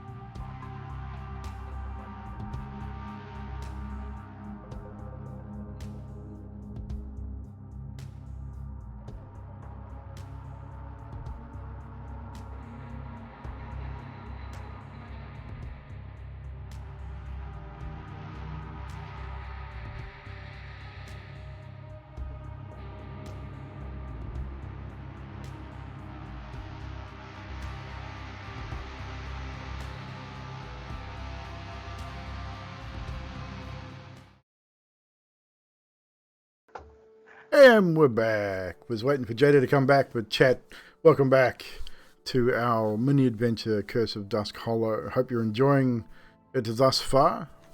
Well done on the combat, ladies and gents. It was interesting combat. Definitely that fireball changed the course of that battle very quickly. But that's cool. That's what we're here to see what we can and can't do. Welcome, Mina. I think we've got Yanti in there jumping the raid when we started. Thank you very much. We've had Dominoes for some people with a follow. We've had Travis. What's up, Travis? Good to see you popping over from JJ's community. Dropping a follow. Hanging out. Appreciate it. And everybody else, the usual suspects. Glad you guys could stop by and hang out with us on another Sunday night. A little bit different. Not the VTM tonight as some would probably expect. Although we did say last week that would be season finale last week. This will be our breaker, and then we'll come back with season 2 of the Vampires of Melbourne, Blood and Belief, and carry on with that story, which should be very interesting indeed. Looking forward to season 2 and what happens. Obviously, Wednesday night's Curse of Strahd. Definitely come back and check us out for that. We've had a PC death in that particular campaign. But things are still carrying on, and will be interesting to see how that plays out further. And of course, normally, Pew Pew Thursdays and Pew Pew Mondays. Didn't do it last week. Wasn't feeling up to it, but hopefully this week we'll get back into it with probably tomorrow night with some PUBG. Been playing a bit of PUBG. Had a win today, which was cool. 8 kills and a chicken dinner, which is awesome. Skills are coming back. So, no chicken, no. Yes, chicken dinner. Winner, chicken dinner. Or dinner, chicken winner. Whatever way you want to do it. There's a whole wrestler who's about no more eating chicken. That's the thing. It's been called a chicken dinner from the very start of the game. It's just the way they did it. It was cool. So, we shall get back to our story. So, you all bed down for the evening. Captain Moore, before you go to sleep, however, you head back to your own house. It's not great, but it's not bad either. It's a very modest home. You get paid reasonably well for your position, and you have a single bedroom home with a kitchen, sort of living area. You head back there. You settle in for the evening, and about an hour after the incident at the inn, your view of Hex changes quite dramatically as you realize that, hey, that wasn't very nice. You realize that you had been charmed by Hex.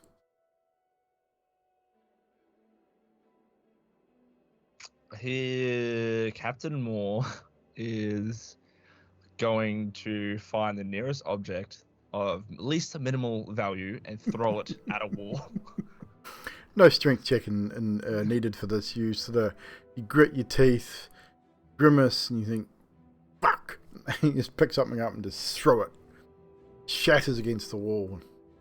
Maybe a small like cup or something like that. It doesn't really hold any value. No sentimental value, no real value at all.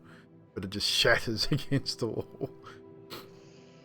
And then with that, he is going to... What time of the day? It's I'm assuming it's around about 7 p.m., like 8 p.m.-ish? Sort of 8. By this time, probably 8, 9-ish, yeah.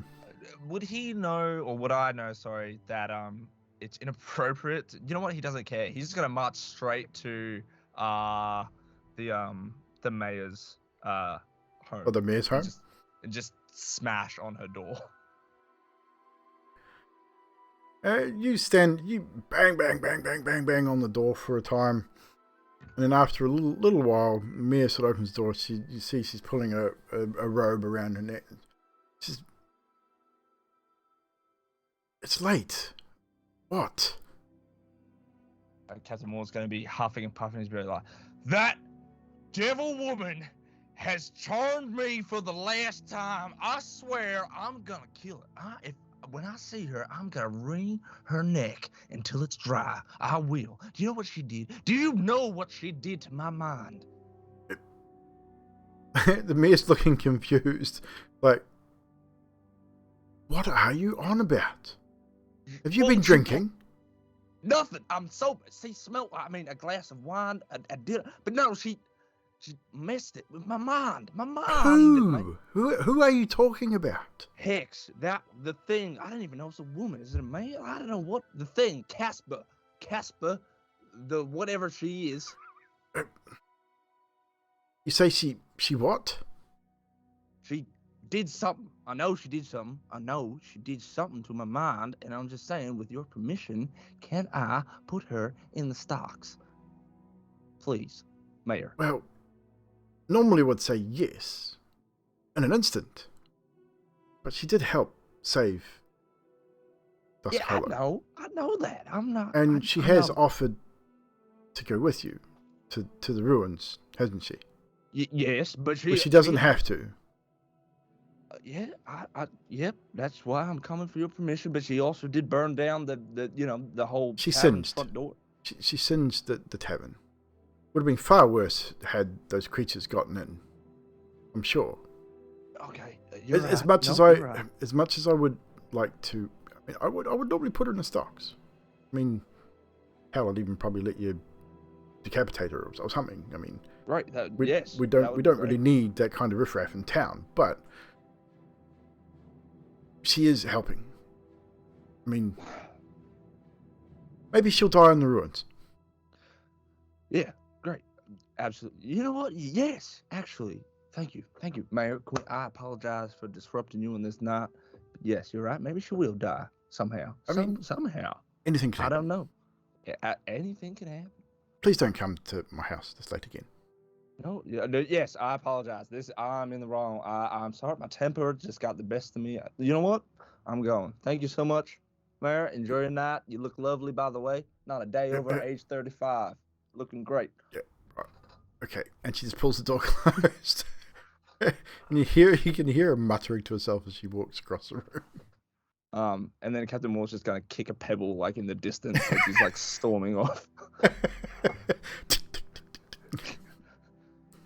I would say make an athletics check, and if you get a natural one, you stub your toe.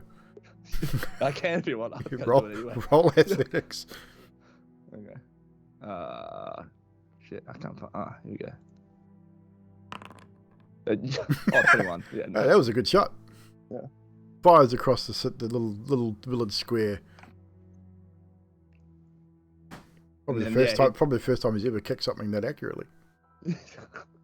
Yeah, he just head back to his home. He wouldn't bother. So as you return to your house, you're fuming, but after a while you settle, you calm down. You know you need to sleep, so you turn in for the evening. You all gain a long rest as you turn in for the evening and sleep. Prepare yourselves for the coming day. Just before sunrise, Captain, you rise. You're an early riser anyway. Crack of dawn every day. Right before sunrise, you sort of lie and you wake. You slowly start to wake up. You prepare yourself.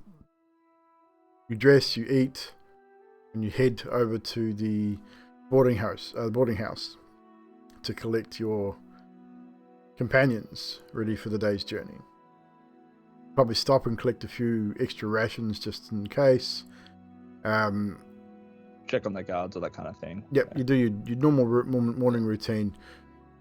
The mayor stops you as you head across the village square and hands you a small leather pouch and says, "You will need these. Distribute them how you see fit." And as you thank her and she goes on her way, you open it up and you have 6 healing potions and 2 potions of lesser restoration. Okay. Yeah, definitely thank you. And then he would just attach that to the inner workings of his belt, firmly attached. So it's like a little shoulder satchel. So you probably just wear it over. Yes, So, like over the shoulder, yeah. So you head over to the boarding house to collect your party. May I do something? May I pick up something that if I smash it loud, it's gonna make a lot of noise? You can do whatever you wish. Fantastic. I want to pick up something that if I bang it together really loud, it's gonna make a shit ton of noise. Well, you could pick up an old pot and a wooden spoon quite easily. Fantastic. Yeah. He definitely will. He'd probably Anything approach. something along those sort of lines. Yeah, You do know probably there's other approach him people at the boarding home. It's not just these individuals. Yep. I knew that. I mean, this is your Um, village, so you would know that the boarding home is not just for these particular individuals at this point. Okay, well then he would carrying these pot and pans halfway through, realize that, and then go, shit, and then put the stuff down. Sort of just better let you know before you headed over there. So you reach the boarding home, and as you get there, are any of the group early risers? Bernasis would be. He's inside, tinkering with his gear. Wondering whether he should change his infusions.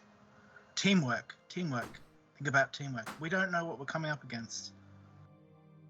And he just sort of like getting his gear together, waiting for everyone else. So yeah, you're up doing your thing. Anyone else early risers? Hex is an early riser. Hicks sure is an early riser. And what is Hex doing as she's probably awake about the same time as Bernasis?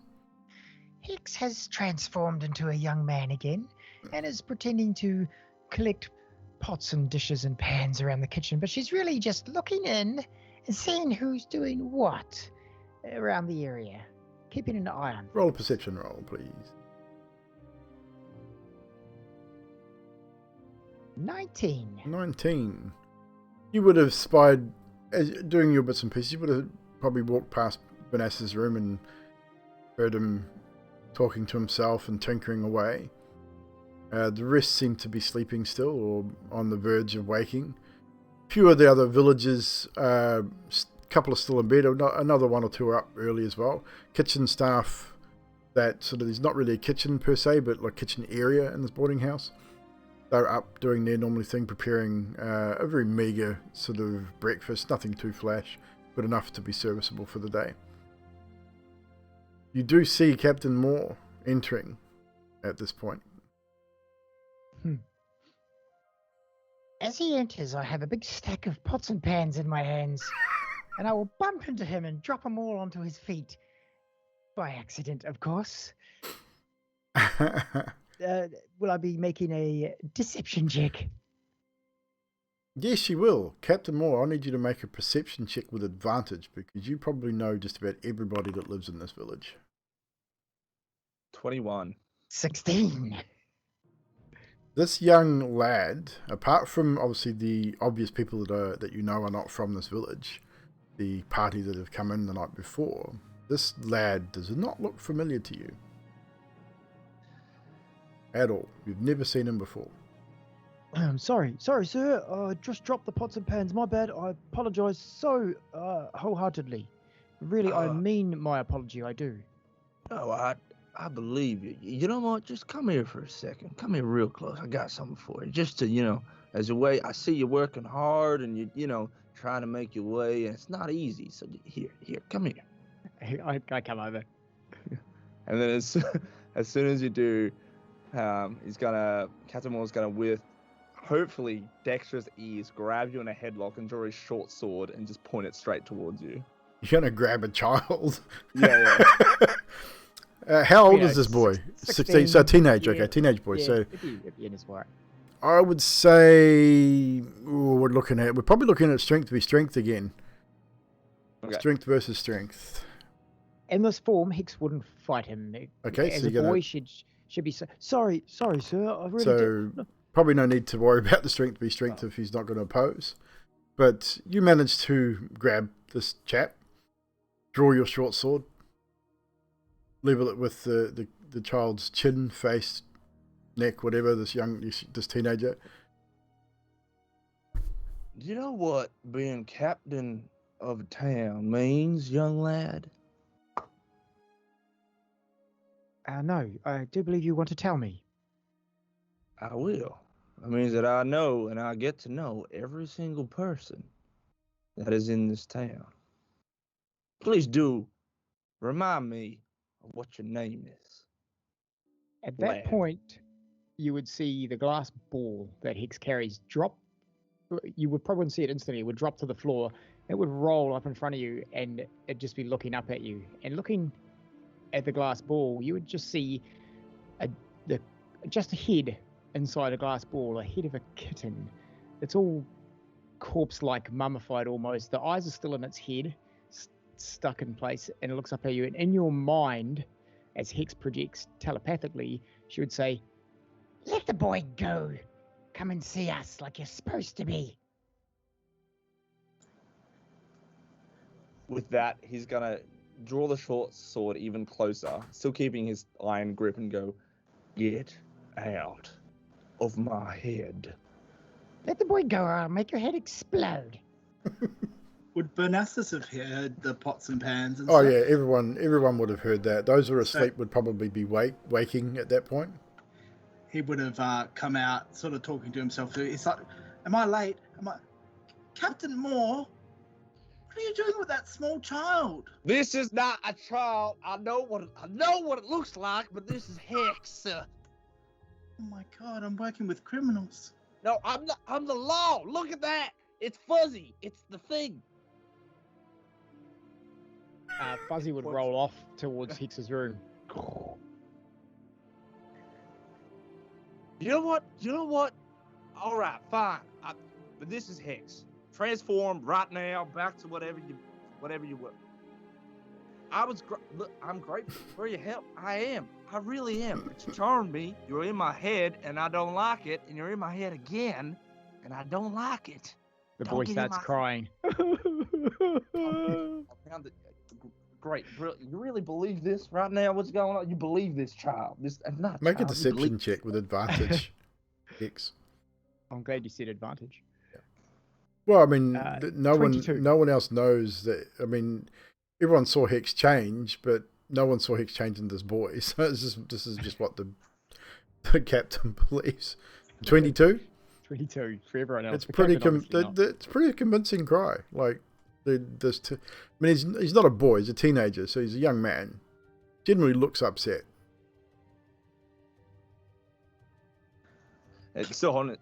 He's gonna go, all right, fine. You don't believe me? Go and find Hex. Go to a room. Go search all the rooms. Won't Captain, find it. the children are the future. You can't be bullying them. Please. You know what? I was just coming here to get y'all to go fix whatever's going on. This one is gonna betray y'all. Just let you know. And it's still holding the kid. I got my eye on you. I don't care about your waterworks. I don't care. All right? Go. I'll be outside. Welcome to this town, everyone. Walk outside. So you let the kid go. Yeah. He'd just run off out the door, around the back of the building. He'd come in another way, assuming there's another way into the building. It'd be windows that you'd probably be able to access. You'd have to roll stealth check to make, and everyone else would have to roll perception to whether they noticed. I would say Captain's gone out the front, so it wouldn't be him. Bernassus would be focused on something else. I'll roll a perception check to see who else notices, because the rest of you are kind of. I'm going to use a probably luck. occupied-o'd. Luck's a reroll, right? Luck is a reroll, yes. 13. 10, not so good on the stealth. I'm climbing in my window. Couple of people sort of see you clamber in. Are you clambering in as Hex or as the boy? So they kind of watch. They don't really do anything. You probably know that you've been noticed by someone, not by anyone that sort of really means anything to you anyway. So you probably don't really care.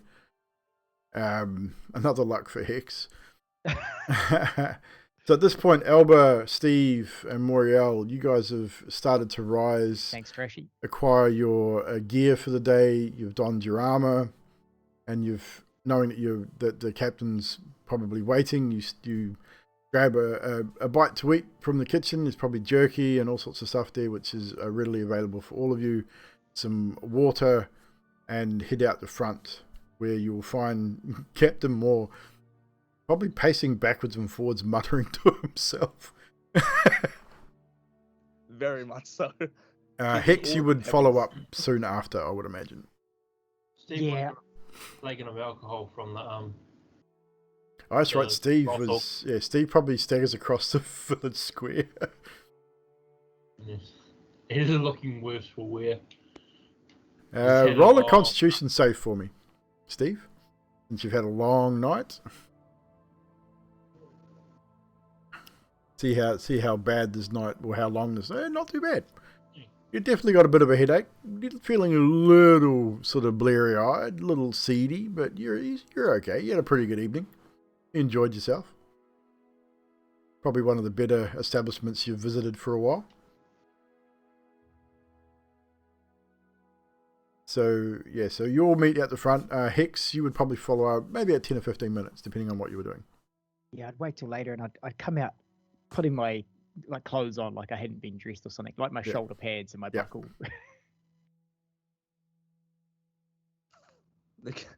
I'm assuming everyone's out the front or not. They're all they're all there. They Yeah. all sort of join you there. And as soon as Hex is the last. approaches, yeah, he's just gonna shake his head and be like, "All right." He's gonna take a deep breath and then just sigh out. And be like, okay, so I do apologize once again for my actions. Regardless of what some of y'all believe I did in there, I know what I know. Okay, that lad does not belong in this town. Never has, never will, probably won't ever again. It was Hex. Moving on. Moving on. We need to work together right now. Starting now, we need to work together as a team. I don't have nothing against y'all. I don't have nothing against Dumbo, Egghead, Casper, fucking Gecko, and Jesus, I don't know where to start with you. I got nothing. I'm sorry. You just look normal. He's gonna point to the Asama, which looks like a human.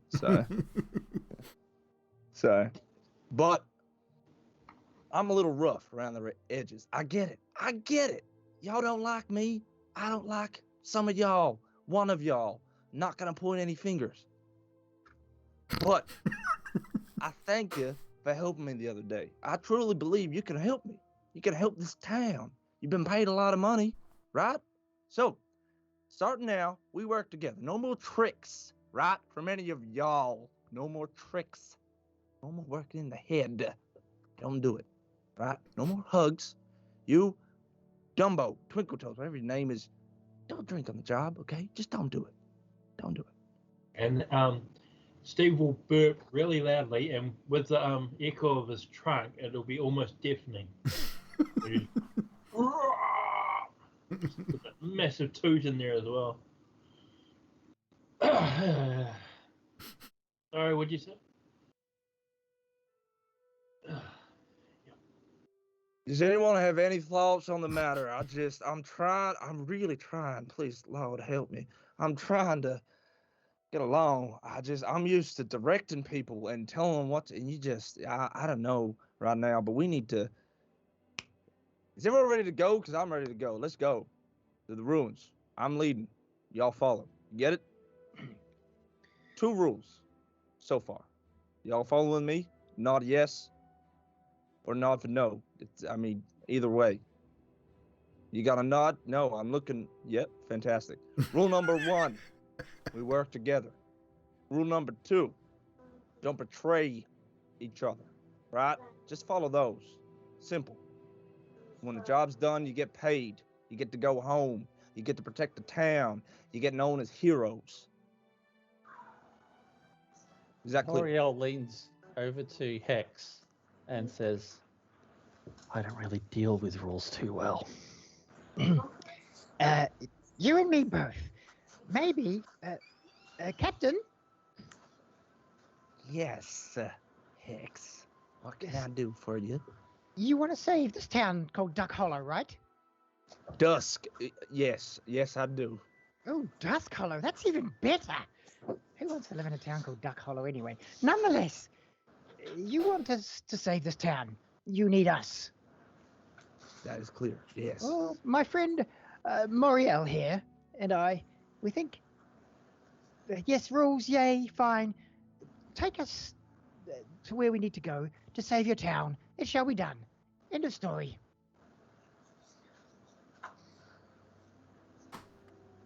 Okay, I will. Follow me. How Right quaint, this way. L'Oreal. He's still talking. It's gonna be okay, Captain Moore. Every day is an opportunity to do and be better, and I have faith in you. People make mistakes. Uh-huh. Right. Sir, what was your name again? Banassus, sir. Bernassus. Right. Fantastic. Okay, fantastic. Good to know. All right, Bernassus. Lead the way. I don't know which Just way. walk forward out of the town. Out of the entrance. And he just heads out of town. Oh shit! Inspiration for from Mina to to Captain Moore, by the way. And I'm gonna do it. I'm gonna hand out a couple of DMs inspos as well. Hex, Moriel, and Captain Moore DMs inspiration as well, guys. Fuck it. Everyone has DMs inspiration. I think you've all done exceptionally well. So DM's inspiration gives you a free reroll on any D20 roll at one point during the game. So as you eventually all head out of town, eventually Captain Moore taking the lead, as none of you know where this ruin is.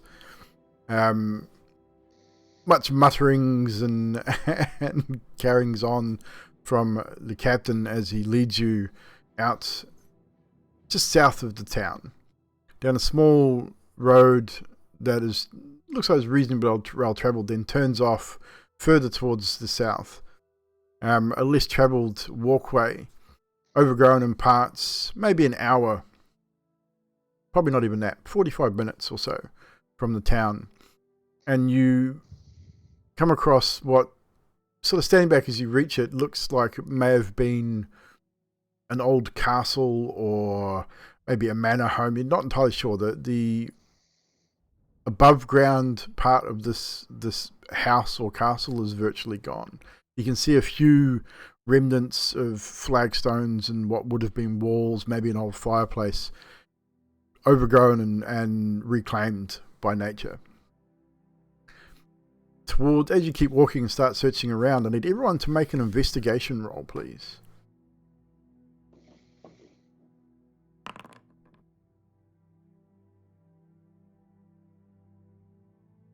We got a Hex with a 20.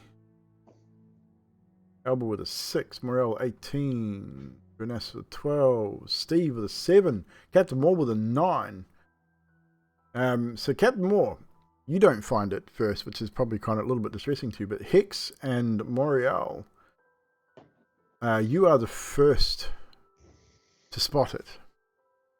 Far distance, you see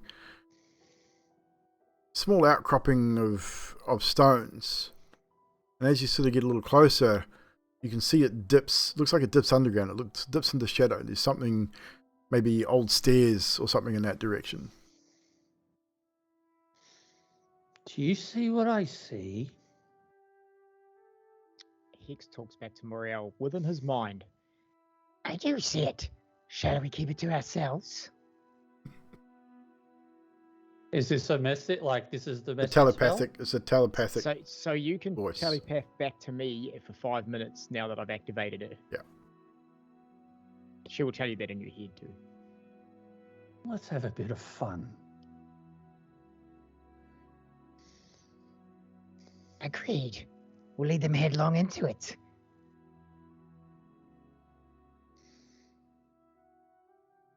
Moriel, After you. can you control the dead? I am not a necromancer, if that's what you're asking. Shame. I will lead. And she pulls ahead, sort of motioning to the rest to follow. And Hex steps out in front and sort of waves your hand saying, this way, beckoning you all to follow. Moriel follows behind. Does anybody else follow? Banassus would follow. Yeah, the captain would, but in following, he'd also say, "Whoa, what'd you find? What is it?" Steve got- would be following her because he doesn't know where he's going. Elba? I'll follow next to the captain's log. Okay. Has told you that Hex person's scary. Should we trust her? I just gotta whisper in me that. No. Trust everyone here. Just do not trust her. She messes with your mind, boy. Okay, I'll stay close to you. Very well, I'll keep you safe. Hicks will go. You dragon boy, move to the space over here. Look, I can see something. What is it exactly we're seeing as we walk closer to him? You're seeing what, as you get closer, looks to be a hidden stairwell. So Hicks sort of looks at Muriel and sort of then points for Elba to go to it. Does Elba comply? Yes, I'll shakily, you see me shakily walking slowly to this stairwell. As you do, before you go, Captain Moore's just gonna lean in and just whisper. He's gonna grab your arm and just be like, just be careful. Remember, messes with your mind. I know, sir. But I'm trying to be big, like you said. Alright, just be, So, Elba, as you walk forward, and you sort of cautiously sort of step forward and you sort of look, and indeed you see what might have been an old basement, but it's stairs leading down into darkness. I'll yell out to the rest of the crew. It's very, very, very dark down there. I think it's a basement.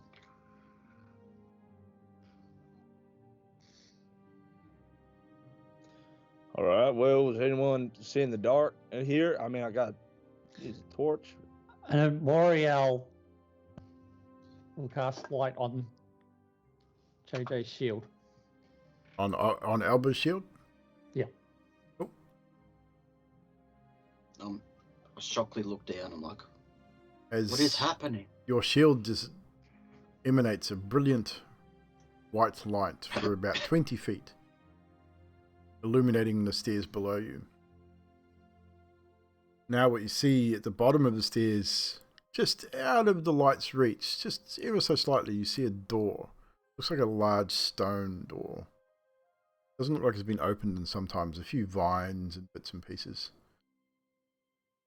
hanging across it. But what you do see is almost fresh scrape marks in the stonework on this side of the door. So Elba would run back out to the rest of the people. I'm like, something's been down there. There's scratch marks on the door. It's scary. And without word, the light on his shield dissipates. Problem? What are you doing? Well, we are investigating what we fought, and you dealt with that, correct? You killed it. You handled yourself fine, yeah? I couldn't see what was down there. I just ran. You'll be fine. Look, you don't need to be afraid. Look at this. Look at this shield you got on. Look at this armor. You'll be fine. Look at the party. Look at us. You'll be fine. Look, all right. You know what? You don't want to go investigate. That's fine. Somebody else who's good at looking at stuff can go. Who here is good at looking at stuff? Telepathically to Moriel, Hicks says, "He's a pussy." The reply back, which one? Both of them. Bernasis will be like, I can have a look if you like, and he tinkers with his belt buckle, and it starts emitting light.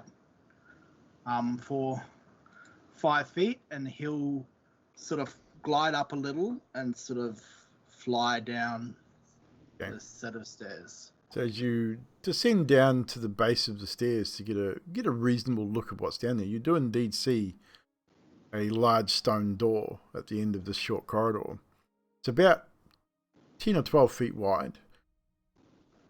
As you get under the lip of this sort of narrow corridor, it's maybe 20 feet high. And at the end is a large stone door. And just as Elba has stated, on the ground you can see faint but relatively new scrape marks, stone on stone, where the door is obviously swung outwards. It looks like someone's recently used this door. No need for investigation. It's quite plain to see that it's been recently used. DM, how far is the distance between where I'm standing to where Grim's gone? Probably about 20 feet, 25 feet, because you guys are all still standing at the top of the stairs. Moriel is going to cast Minor Illusion. And he's going to produce a sound on the other side of the door of scraping. Can you do that somewhere you can't see? And I suppose it doesn't really matter. It's in that general direction. And you can make it faint enough that it sounds that way anyway. So, Benasis, you hear the sound of what sort of scraping? Stone on stone? Yes. Just you hear that sound of stone on stone faintly ahead of you. There's something down here on the other side of the door. All right, everyone, stay frosty. Come on, let's head on in. Maybe we should set up a lookout point stealthily. Vanessa's just gonna check for traps on the door. So you move forward to the door? Yep. Okay, we're gonna go to our map here now. Yeah, the captain is just gonna try and dictate what people should do once this is happening. Gonna reduce that windy sound. So you guys are all at the top of this sort of stairwell. Elba was back up the top. Morale, you're sort of at the top there as well. Grim, you should now be able to control your character. You want to move forward and check the door. So put yourself where you would be. Yep. Ooh. As you step forward to investigate the door, you hear a distinctive scraping of stone beneath your feet. I'm not walking. You're flying, are you? You said you're hovering. Okay, you don't then. You don't hear that at all. Roll investigation. Can't have you flying on here, otherwise you wouldn't have triggered that if you were. 12. 12. The door does not appear to be trapped. I think it's all right, everyone. It doesn't seem to be anything here, although there's a sound on the other side of the door. You can still... how long does that minor illusion go for?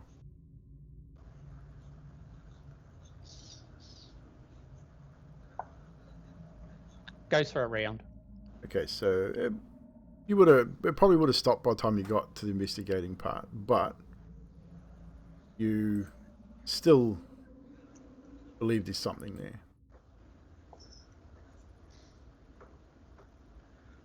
Telepathically to Hex. He believes there's a sound behind that door. I'll just move Wonder you why. back slightly, Grim, for now. Yeah. Does the door look heavy? It's a heavy stone door. It definitely looks heavy. It's going to take a bit of weight. Yeah. I can't move the door. One of you bigger fellas? Doesn't seem to be locked, but it's pretty heavy. And he's All right, out of my way. And Benasis will go back up to the top. Hicks will stop you. Hicks will say, wait, Elephant Man. Fuzzy is good for situations like this. And she drops Fuzzy to the ground, the glass orb, and Fuzzy will move doop, doop, doop, down the stairs and roll just with a bit of a force across the floor to the door all the way. I'm using Fuzzy to trick for traps. Roll investigation. When you're doing... Sorry, carry on, Cam. No, you go. Yeah. I was just going to say, Fuzzy can't actually check for traps. She's just rolling Fuzzy across the floor. How much weight can Fuzzy exert on the floor? Fuzzy's only about a kg. Okay, so your little Fuzzy Scuzzy rolls along the floor, clinks into the door, rolls around and comes back. Nothing happens. Perfectly safe, Elephant Man. Excellent. When the He's ball gonna comes... walk down the stairs. when the ball comes back, the captain's just gonna go, "So what exactly is that? I mean, I saw something in there." Oh, it's my kitten, Fuzzy, he's called. Right, is it? Baseball. Oh, yes, I had to encase him in the bowl so he didn't, die any further. Things, when they're dead, they rot. Yeah, that's natural. Oh, didn't want him to rot anymore, otherwise it would be bad. I couldn't hold him in my hand and pet him. You know what? I'm sorry I asked. That's fine. It was a gift. Yep, fantastic. Great gift. Carry on. So Steve, carry on. Steve goes down the stairs to the door.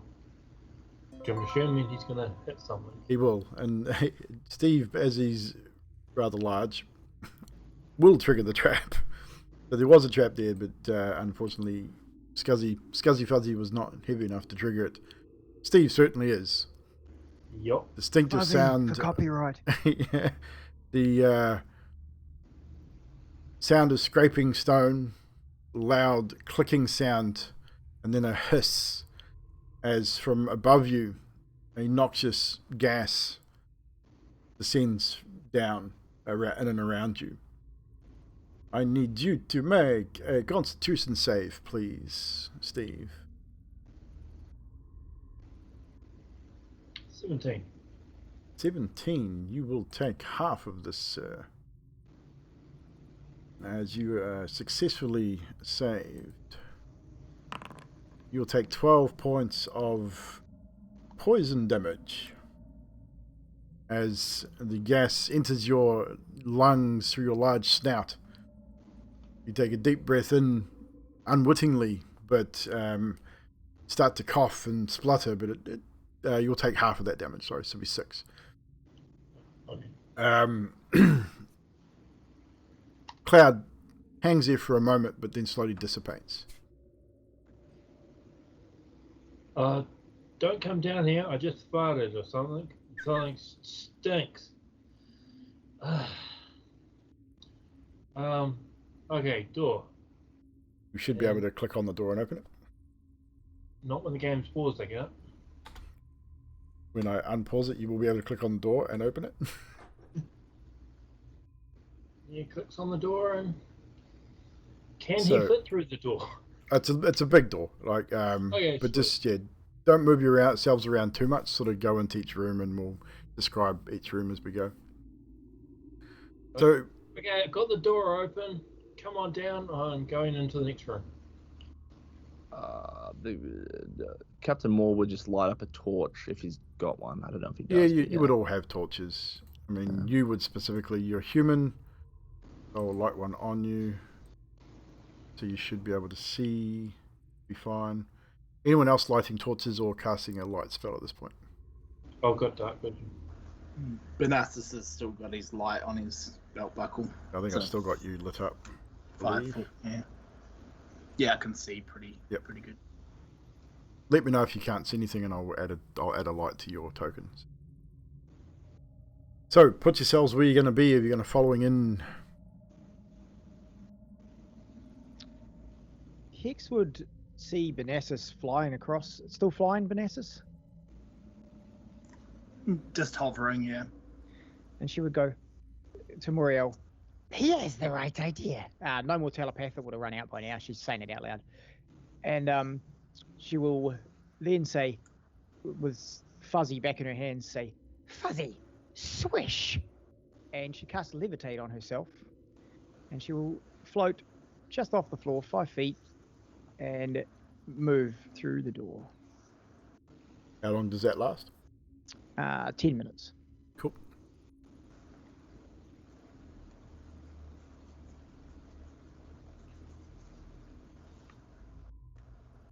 Benassus and Muriel will get you to put yourselves where you would be.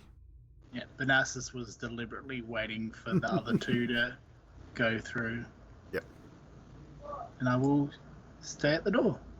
Right, so as you enter this room, it's a heavy stone door that you heard, again, as you opened it, Steve, loud scraping sounds of stone on stone as you moved it back into its open position.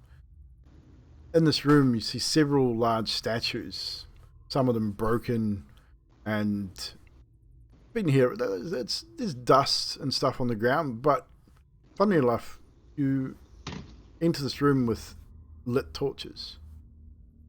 There's dust on the ground in and around the statues, but there's track marks, a lot of different track marks, and no dust in certain places in and around the doors and around the doorways. It's pretty obvious that something or someone has been here or is here. That much you do know. No investigation needed. It's pretty obvious that this place is being lived in. Lit torches. As you look around, they're not lit or running as you get closer to them by natural means. The torches themselves are not flaming. The flame is sort of hovering just above, maybe half an inch to an inch above the actual torch. So it's of a magical nature. Not quite as bright as a regular torch, a little dimmer, but it's constant. At the moment, you can't really hear anything other than what you would normally hear in an underground area. Either what sounds like maybe wind coming through somewhere. Occasional dripping, possibly. Moisture. It's cooler down here than it was up on the surface. But it's definitely dark. Luckily, light sources seem to be enough. What are we doing, team?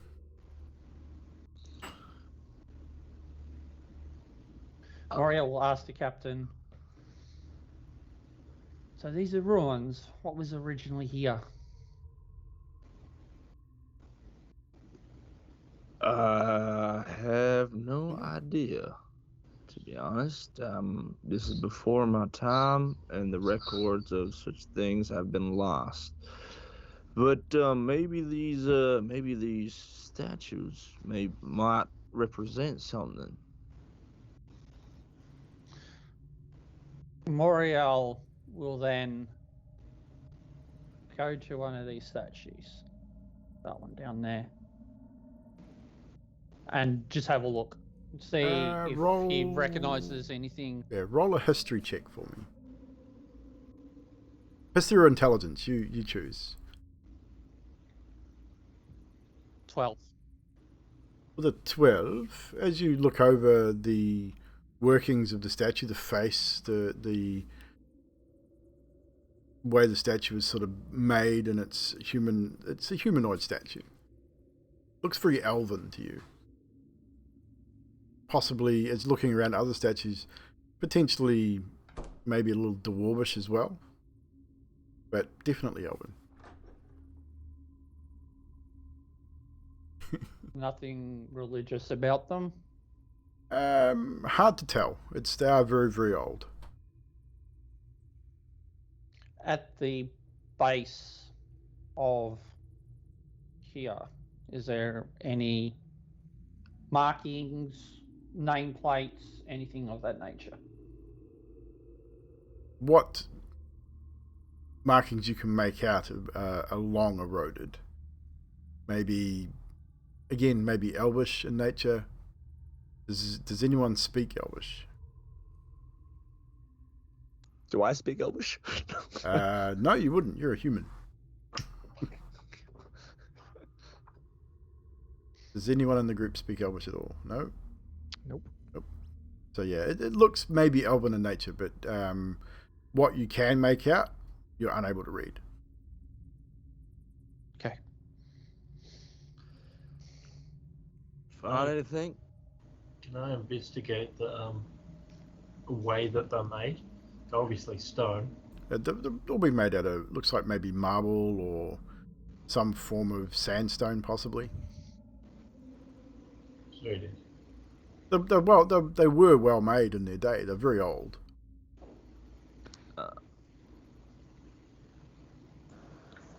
Banassus will be looking at the dirt patterns to see where the absence of dirt, where things might have moved recently. So what you can Get a see on the sense. ground, like the ground, this whole place is made of. Just to give you an idea of what it is, it looks like it's a form of granite. The walls themselves and ceiling. The ceiling's about 25 feet high in places. It's almost steepled in such a way. So its highest peak's about 25 feet. Lowest point maybe 20 feet in this particular room. On the floors, it's not dirt per se, but just dust and debris from years of obviously being abandoned. But you can distinctly see where the dust and the debris has been disturbed, and it follows the tracks of the doorways. Like you've got two doorways opposite each other there, and you can see that these disturbances in the earth here, or the dirt in that here, leads from the main door. Obviously you can see where that door has pushed old sand and dust away from its position, opening and closing. You can also see similar sort of movings where maybe someone wearing a robe may have walked through and the robe has pulled the dust and stuff behind them, so it's almost like drag marks through the dust. And it's both doorways have it. Not much in this room. There's a little bit of milling around where it's kind of hard to tell exactly sort of how many, what type of creatures move through here, but something's definitely moved through this, and frequently through these areas of these doorways.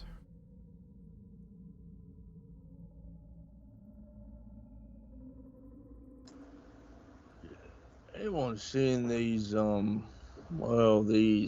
this here torch, or I don't know, has anyone got an ability to, I guess, sense magic in a way? Anyone? No one. That's fine. That's fine. Captain, you think the torches are magic? No, not. Yeah, no, they definitely are. I mean, it's not lit by normal means. I just mean magic in the area. Maybe the doors, booby trapped or something. Hicks looks over to Alba and she says, "You, dragon drone." But she doesn't say it in common. She says it in draconic, in his own language. "You, dragon drone, go and tug on one of those torches."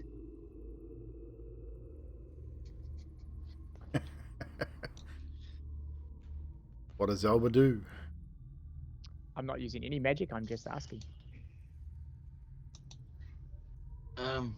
Yeah, he'll nervously go do it because he's scared of this chick. Okay, so which torch you don't need to move your token. You can just hold left click on which torch you want to go tug on. And dragon drone, say, "Yes, mistress," when you do something for me. Where are the torches? Oh yeah. So you got Guess. So you got there. I'll just go to one closest to me. So you go to this one here. Okay. Yeah. So Alba walks over. Do you say yes, mistress, to Hex as she is asked? Nah, too nervous. So he sort of looks at you with a real nervous look on his face and sort of slowly, sort of half eyes on you, half eyes on the torch, reaches up and tugs on one of the torches, and nothing happens. It's just a torch.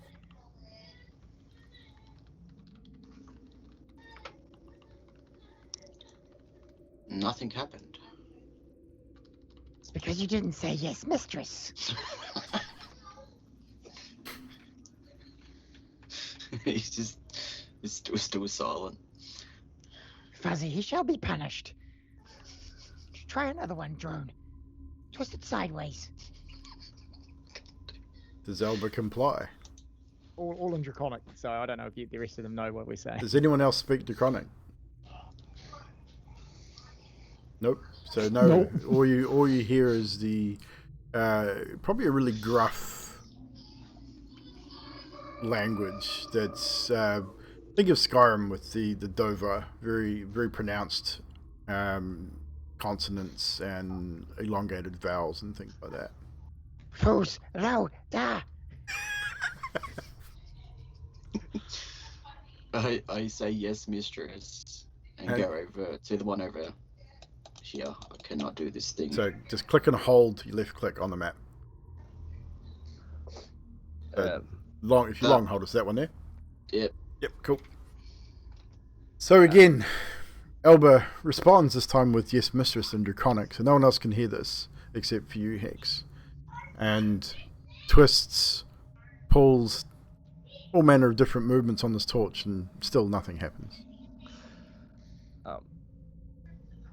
The captain, hearing some language that he doesn't recognize or understand, and in between Hex and obviously the Dragonborn, he's gonna turn around and go, all right, you know how I said 2 rules? 3rd rule. This is the 3rd one. Everyone's speaking a language that we can all understand. All right, communication means survival. If we all can't understand each other, then we won't survive. Speak in common, please. Nothing against y'all, just general, we can all speak common, yes? She nods. Right. He just says, yes, sir. Don't. All right, yeah, no, that's all right. You can call me sir. So, anyone got any magic, detecting abilities whatsoever? You know what? I'll just open the door. It's fine. Open the door if you can open the door. So, Captain Moore, as you open this doorway, this room contains various crates you can see from the doorway. Barrels, manner of bits and pieces. Looks kind of like a storeroom. It's recently, I say, the markings on the floor and the dust that's been moved would suggest that it's been used often and frequently and recently. And as you move into the room there, over in the far corner of the room, down this general area, see a pile of worn clothes and cloaks can be seen hanging on this far wall as well. So along this wall is a whole bunch of different cloaks, just a big pile of clothing here on the floor. The captain's just gonna call back to everyone else and go, all right, everyone is clear. You may want to come in here and see what y'all can find. It doesn't seem like much. Maybe y'all have better eyes than I do. So again, guys, move yourselves into position where you think you would be in this instance. Hicks deactivates levitate and lands. Sorry, Drex, you carry on. Steve's going to go through the pile of cloaks, looking through their pockets. For anything shiny or anything of any value. Fair call. DM, while they're doing that, Hicks says she's got fuzzy in her hands and she says, sparkly, and puts dancing lights all around the room. Okay. So I'm just gonna add a light source here just so it works. So 4 orbs that cast 20 foot of light each. They can be spread out. We're just gonna do a single light source. Okay, sweet. Makes it nice and easy. Oh, that's quite bright. We'll just dim that down a little bit.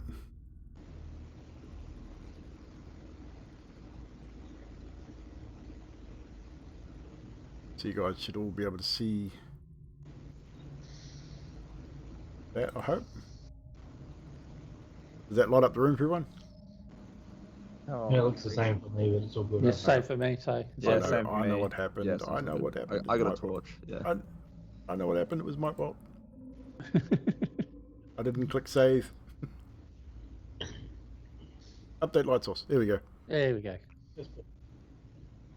Right, so as you do that, Mr. Steve, roll an investigation check for me as you go through the pile of clothing.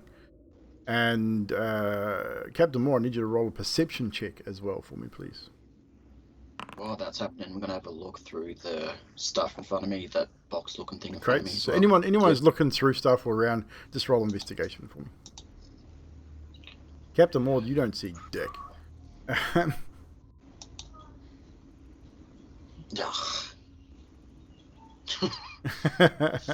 But Assis for the natural 1 for a 7. Elba with a 7 as well.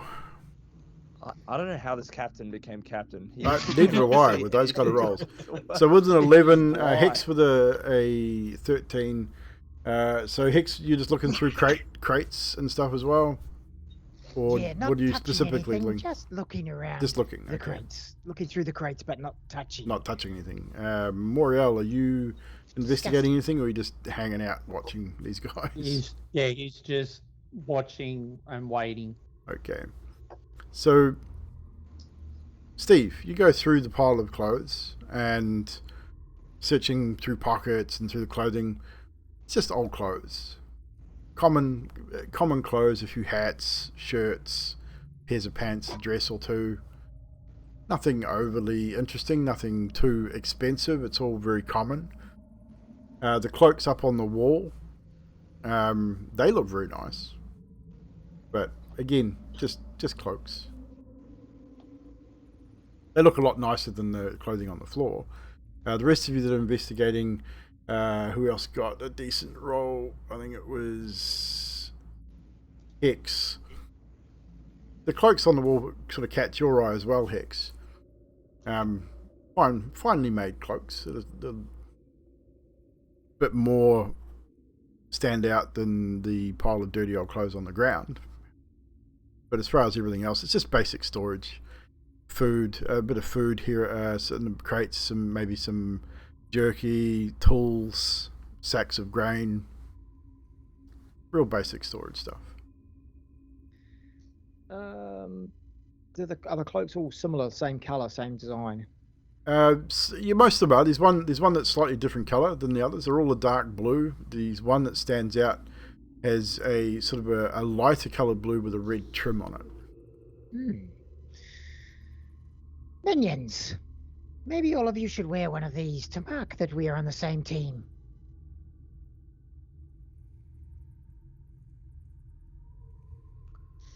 No. As much as I detest the word minion, I believe that idea is pretty smart. I kind of like my clothes. I don't really want to change into some clothes and some ruins. The captain is going to walk over and put on one of the coats. So it's a darkish blue cloak. Good Sort of- work, guard drone. First thing you've done right.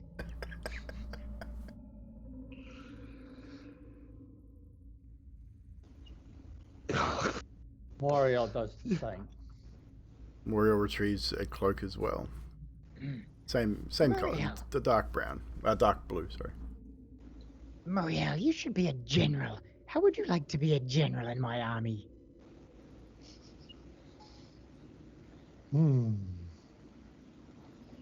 Never really had that kind of offer before. Keep up the good work, and so it shall be. When we take out the enemies of this Dusk Hollow, we will stamp our symbol among the people. I'm sorry, what did you just say? They will know who to follow with our symbol. We will lead. No, you won't. You definitely will not. I think you have the wrong end of the stick, Drone Guard. You don't lead here. We lead here. You need us. Carry on. Next room. The rest of you grab a cloak, put them in your pack.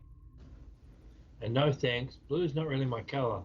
Maybe Take if it's one. lace or mesh or something like that, that'd be my colour. But no. Disobedience won't be tolerated, will it, Captain? Elephant Man, put on a goddamn cloak, okay? No. And walks out of the room. Oh my god. Oh my god. Teamwork, people. Come on. Jesus. Hicks takes the one with the red trim and swings that over her shoulder. She's already wearing a cloak, but she just swings it over her shoulders. Moriel asks, "Who's Jesus?" He was a man that was a great leader. Many people freed a lot of slaves. It was, it's not now. I can tell you later. It's just, Jesus. What is this about? It's leading. You know, if she falls into a trap, I'm swear to God, I'm not saving her. He's like walking out the room. Banassus will go, teamwork, Banassus, teamwork. And he'll go and get one of the cloaks. Okay, so everyone except for Steve is wearing the dark blue cloak, and Hex is wearing the slightly lighter blue cloak with a red trim. Hex, as you throw it over your shoulders and do up the clasp, it seems too large for you at first. As you clip on that little steel clasp, it seems to almost form fit to your body almost instantly.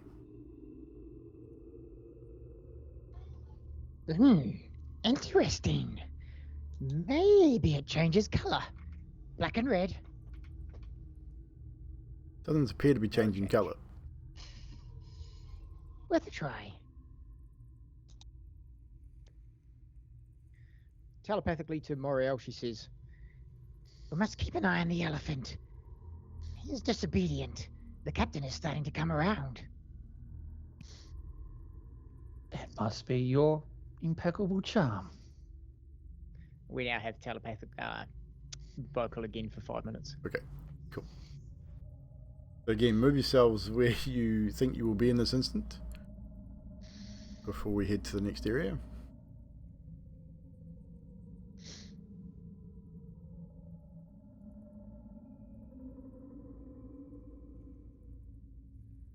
The captain's gonna go straight. He's pretty pissed off. He's gonna go straight to the next door without any rhyme or reason. Okay. He literally just gotta push it open. Go for it. Doesn't appear to be locked. Yeah. And what you see is a hallway. Pretty much what you can see is what you can see. It is dimly lit again with these seemingly magical torches. Corridor is quite a long corridor. You can see another series of torches even through the patches of darkness where the torches are unlit. And right at the very end, if you scroll out, you probably be able to see it. Right at the very end there is another doorway. You've got a passage leading to your right. Looks like possibly a darkened doorway a little bit further down in this sort of area here.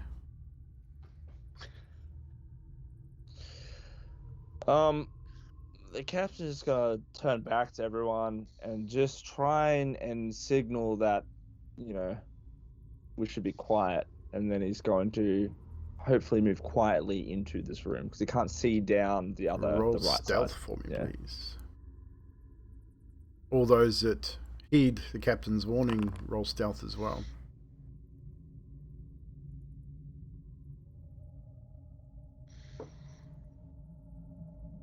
Captain was 17. We got a 6. A Hex is 10. going to use the luck. The luck that was So given. luck, earlier. so that's a reroll. Another one. So I roll stealth twice with disadvantages. Yes.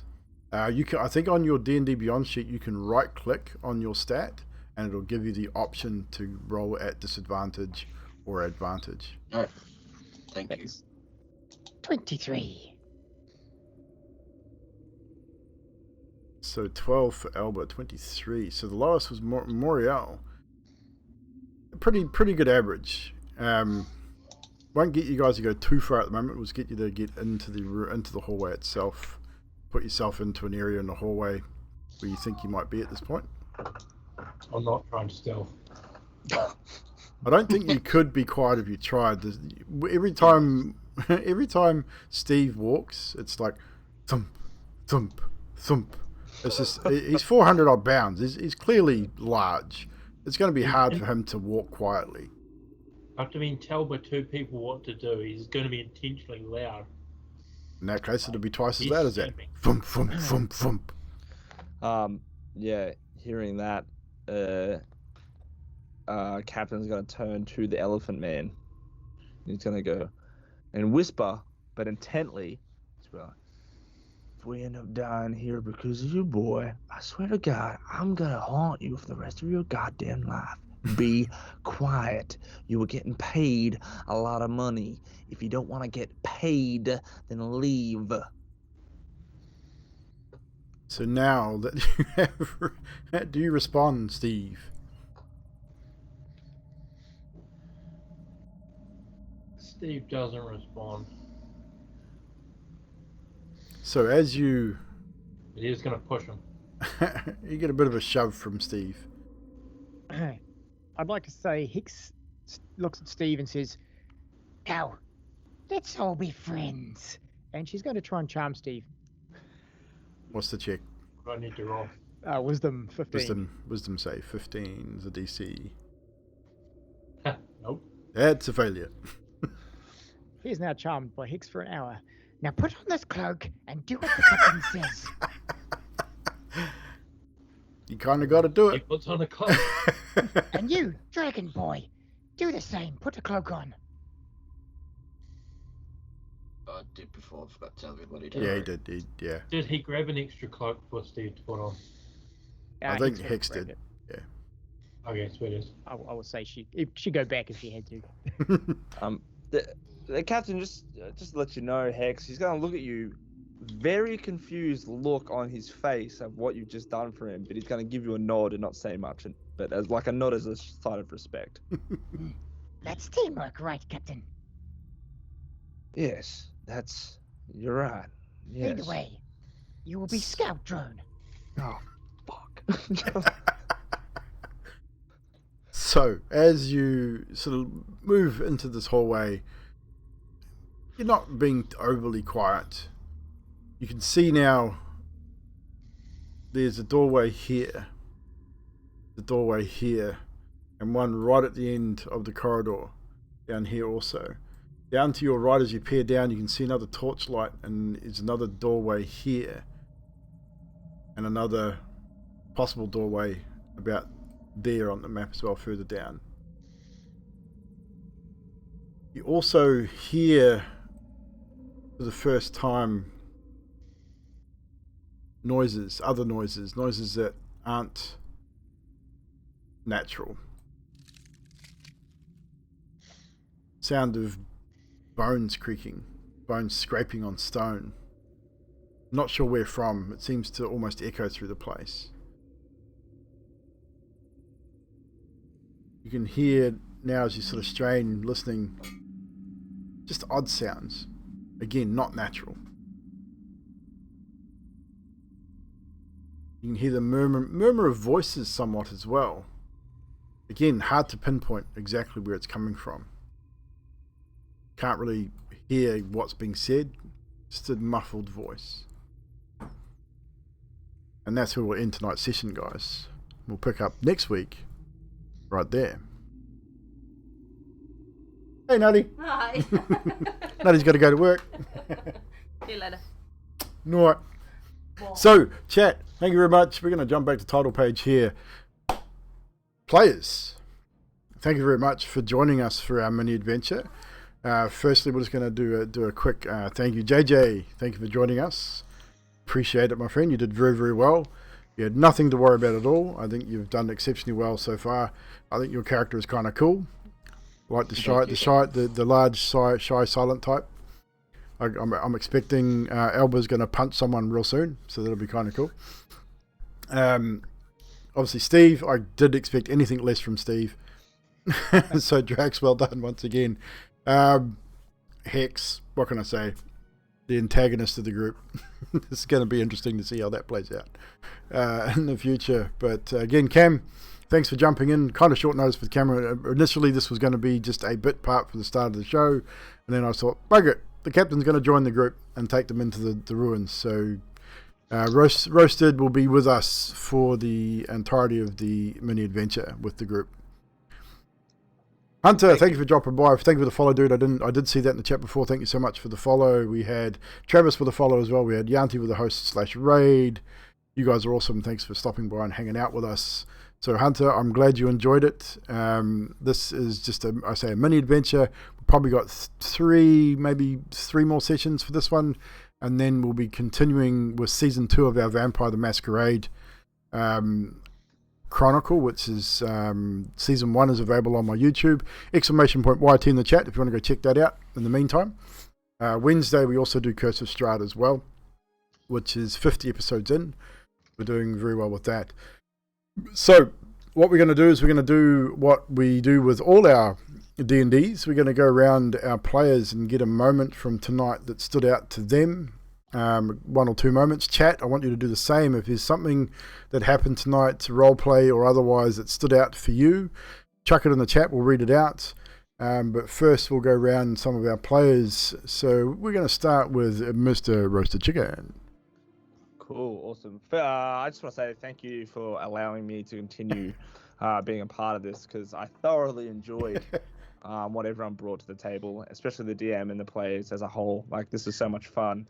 I want to say the thing that stood out for me, I mean, it's not an individual thing, I will say, but the thing that did stick out to me was just how everyone brought such uniqueness to their characters and to the party. Like, I thoroughly enjoyed just the oddballs that I get to deal with as the captain. I feel kind of sorry for the captain, I really do. Yeah, I'm trying to think of the captain, like, Jesus Christ, like, I don't feel okay right now. But no, I just have to say, across the board, you know, Grim with the slip of the I'm Batman almost thing, and then, you know, you've got a Loxodon that's, I don't want to get into it, but that's just, it's enough for where it is. No worries. We're going to go up around that way. So Drax, aka Steve. Like, pretty much everything that Hex did. Like, I mean, everyone was great, but just, oh my god. No worries. Is that it for you? That'll do for me. That'll do for you. JJ, a moment from you, sir, please. Mr. Elba, the Dragonborn. I just want to say thank you for everyone for welcoming me in. This is my first time, of course, on stream doing D&D. And I just want to thank you guys for, like, helping me DM and stuff. I had a lot of fun. You're awesome, dude. Hex, I love Hex as well. So funny, so awesome. Steve the elephant, oh, so funny as well. Oh wait, this is like the ladies elephant. I wasn't expecting that at all. So yeah, I love it. Awesome. Magic, aka Moriel. I'm going to say JJ's moment, finally having the courage to get away from the table to then go up and go into melee. I think and that strike, was man, a good defining moment. That hit with the maul was brilliant. It was great. Yeah, that was just, you know, it's just the moment this guy, like, here's this little, but there's this dragonborn decked out, hiding behind a fucking table. Yeah. And then having the realization, oh shit, I can do this, and just going.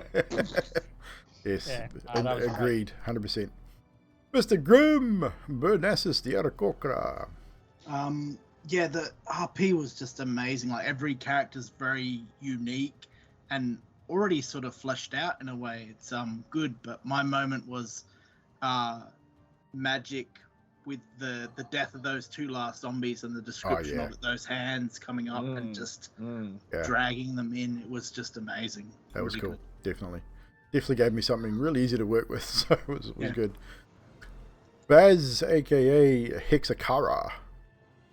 I totally agree with both Grim and Magic. JJ's table moment, and then coming out with a maul and just wasting their dude. It was actually a really good character piece, showing like a timid character who moved into that sort of anger mode. And then just the description of the hands coming up, I had that written down as well. But I will say Captain's names for everyone is like, you know, Casper, whatever. Yeah, I can't remember them all. I didn't write them down. Twinkle Toes, Dumbo, yeah. And then Elephant slapping the ass of the waitress that way. Did not see that coming.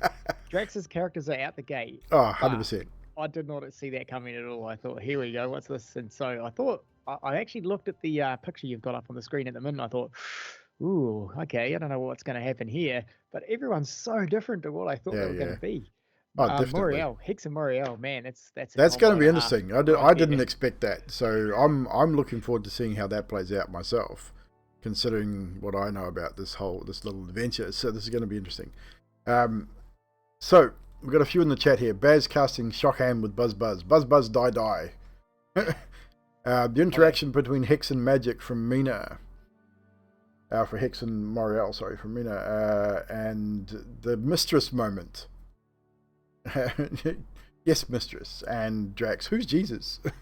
I thought that was a Moriel moment as well, which I thought was pretty cool. Asking the captain who Jesus is, which I thought, yeah, makes sense. Why would you say Jesus in this world? Come on. But anywho, for me, I think it was a few standout moments. Obviously, I'm at a little bit of an advantage with Hex because I have dealt with Hex before in our home campaign, although she is slightly different here. A little more chaotic than what I've witnessed in our home game. So, but still, very good character. I love the character.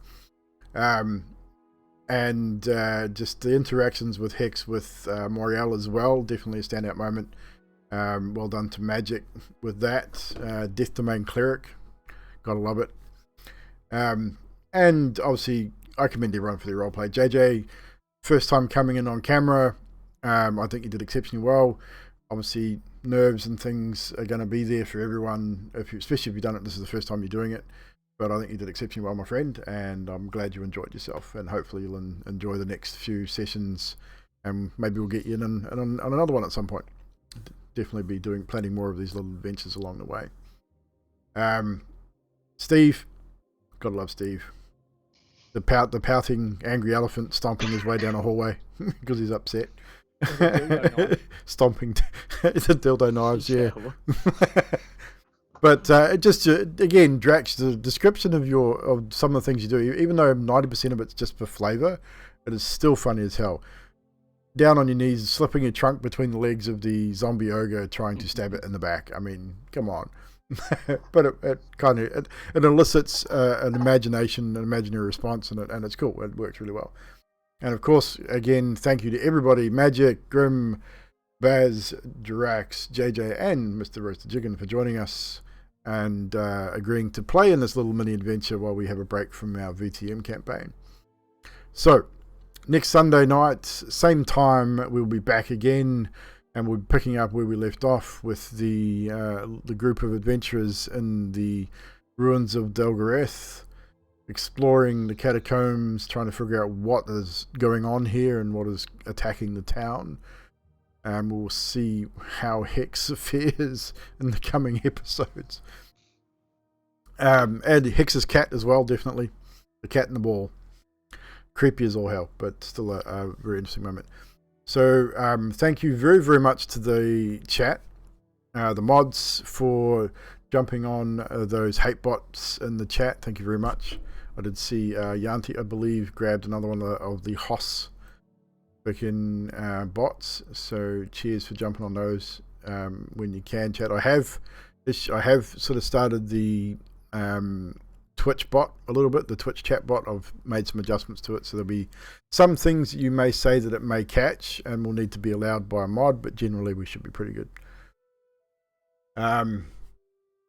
Tomorrow night I will be doing some PUBG, possibly, or maybe some Alien Fireteam, depending on who's around. I don't know why I was like, yeah, wait, I don't have it. PUBG's pretty cool. I love PUBG. I was playing again today, got a win, so it was cool. So we should probably raid, as we should. We've got a few people in our chat here tonight. Who's online tonight on the Dur and Durs? So we got. Oh, excuse me. We've got reruns. A lot of reruns tonight. 1 second here, guys. We've got Vault Games Live, 10 viewers. We're running for 2 hours. Who's on my follow list? I'll tell you what, we're gonna raid Michael's an Ewok. Oh yeah, hell yeah, he's a good guy. He's not playing D&D, but he's a cool dude.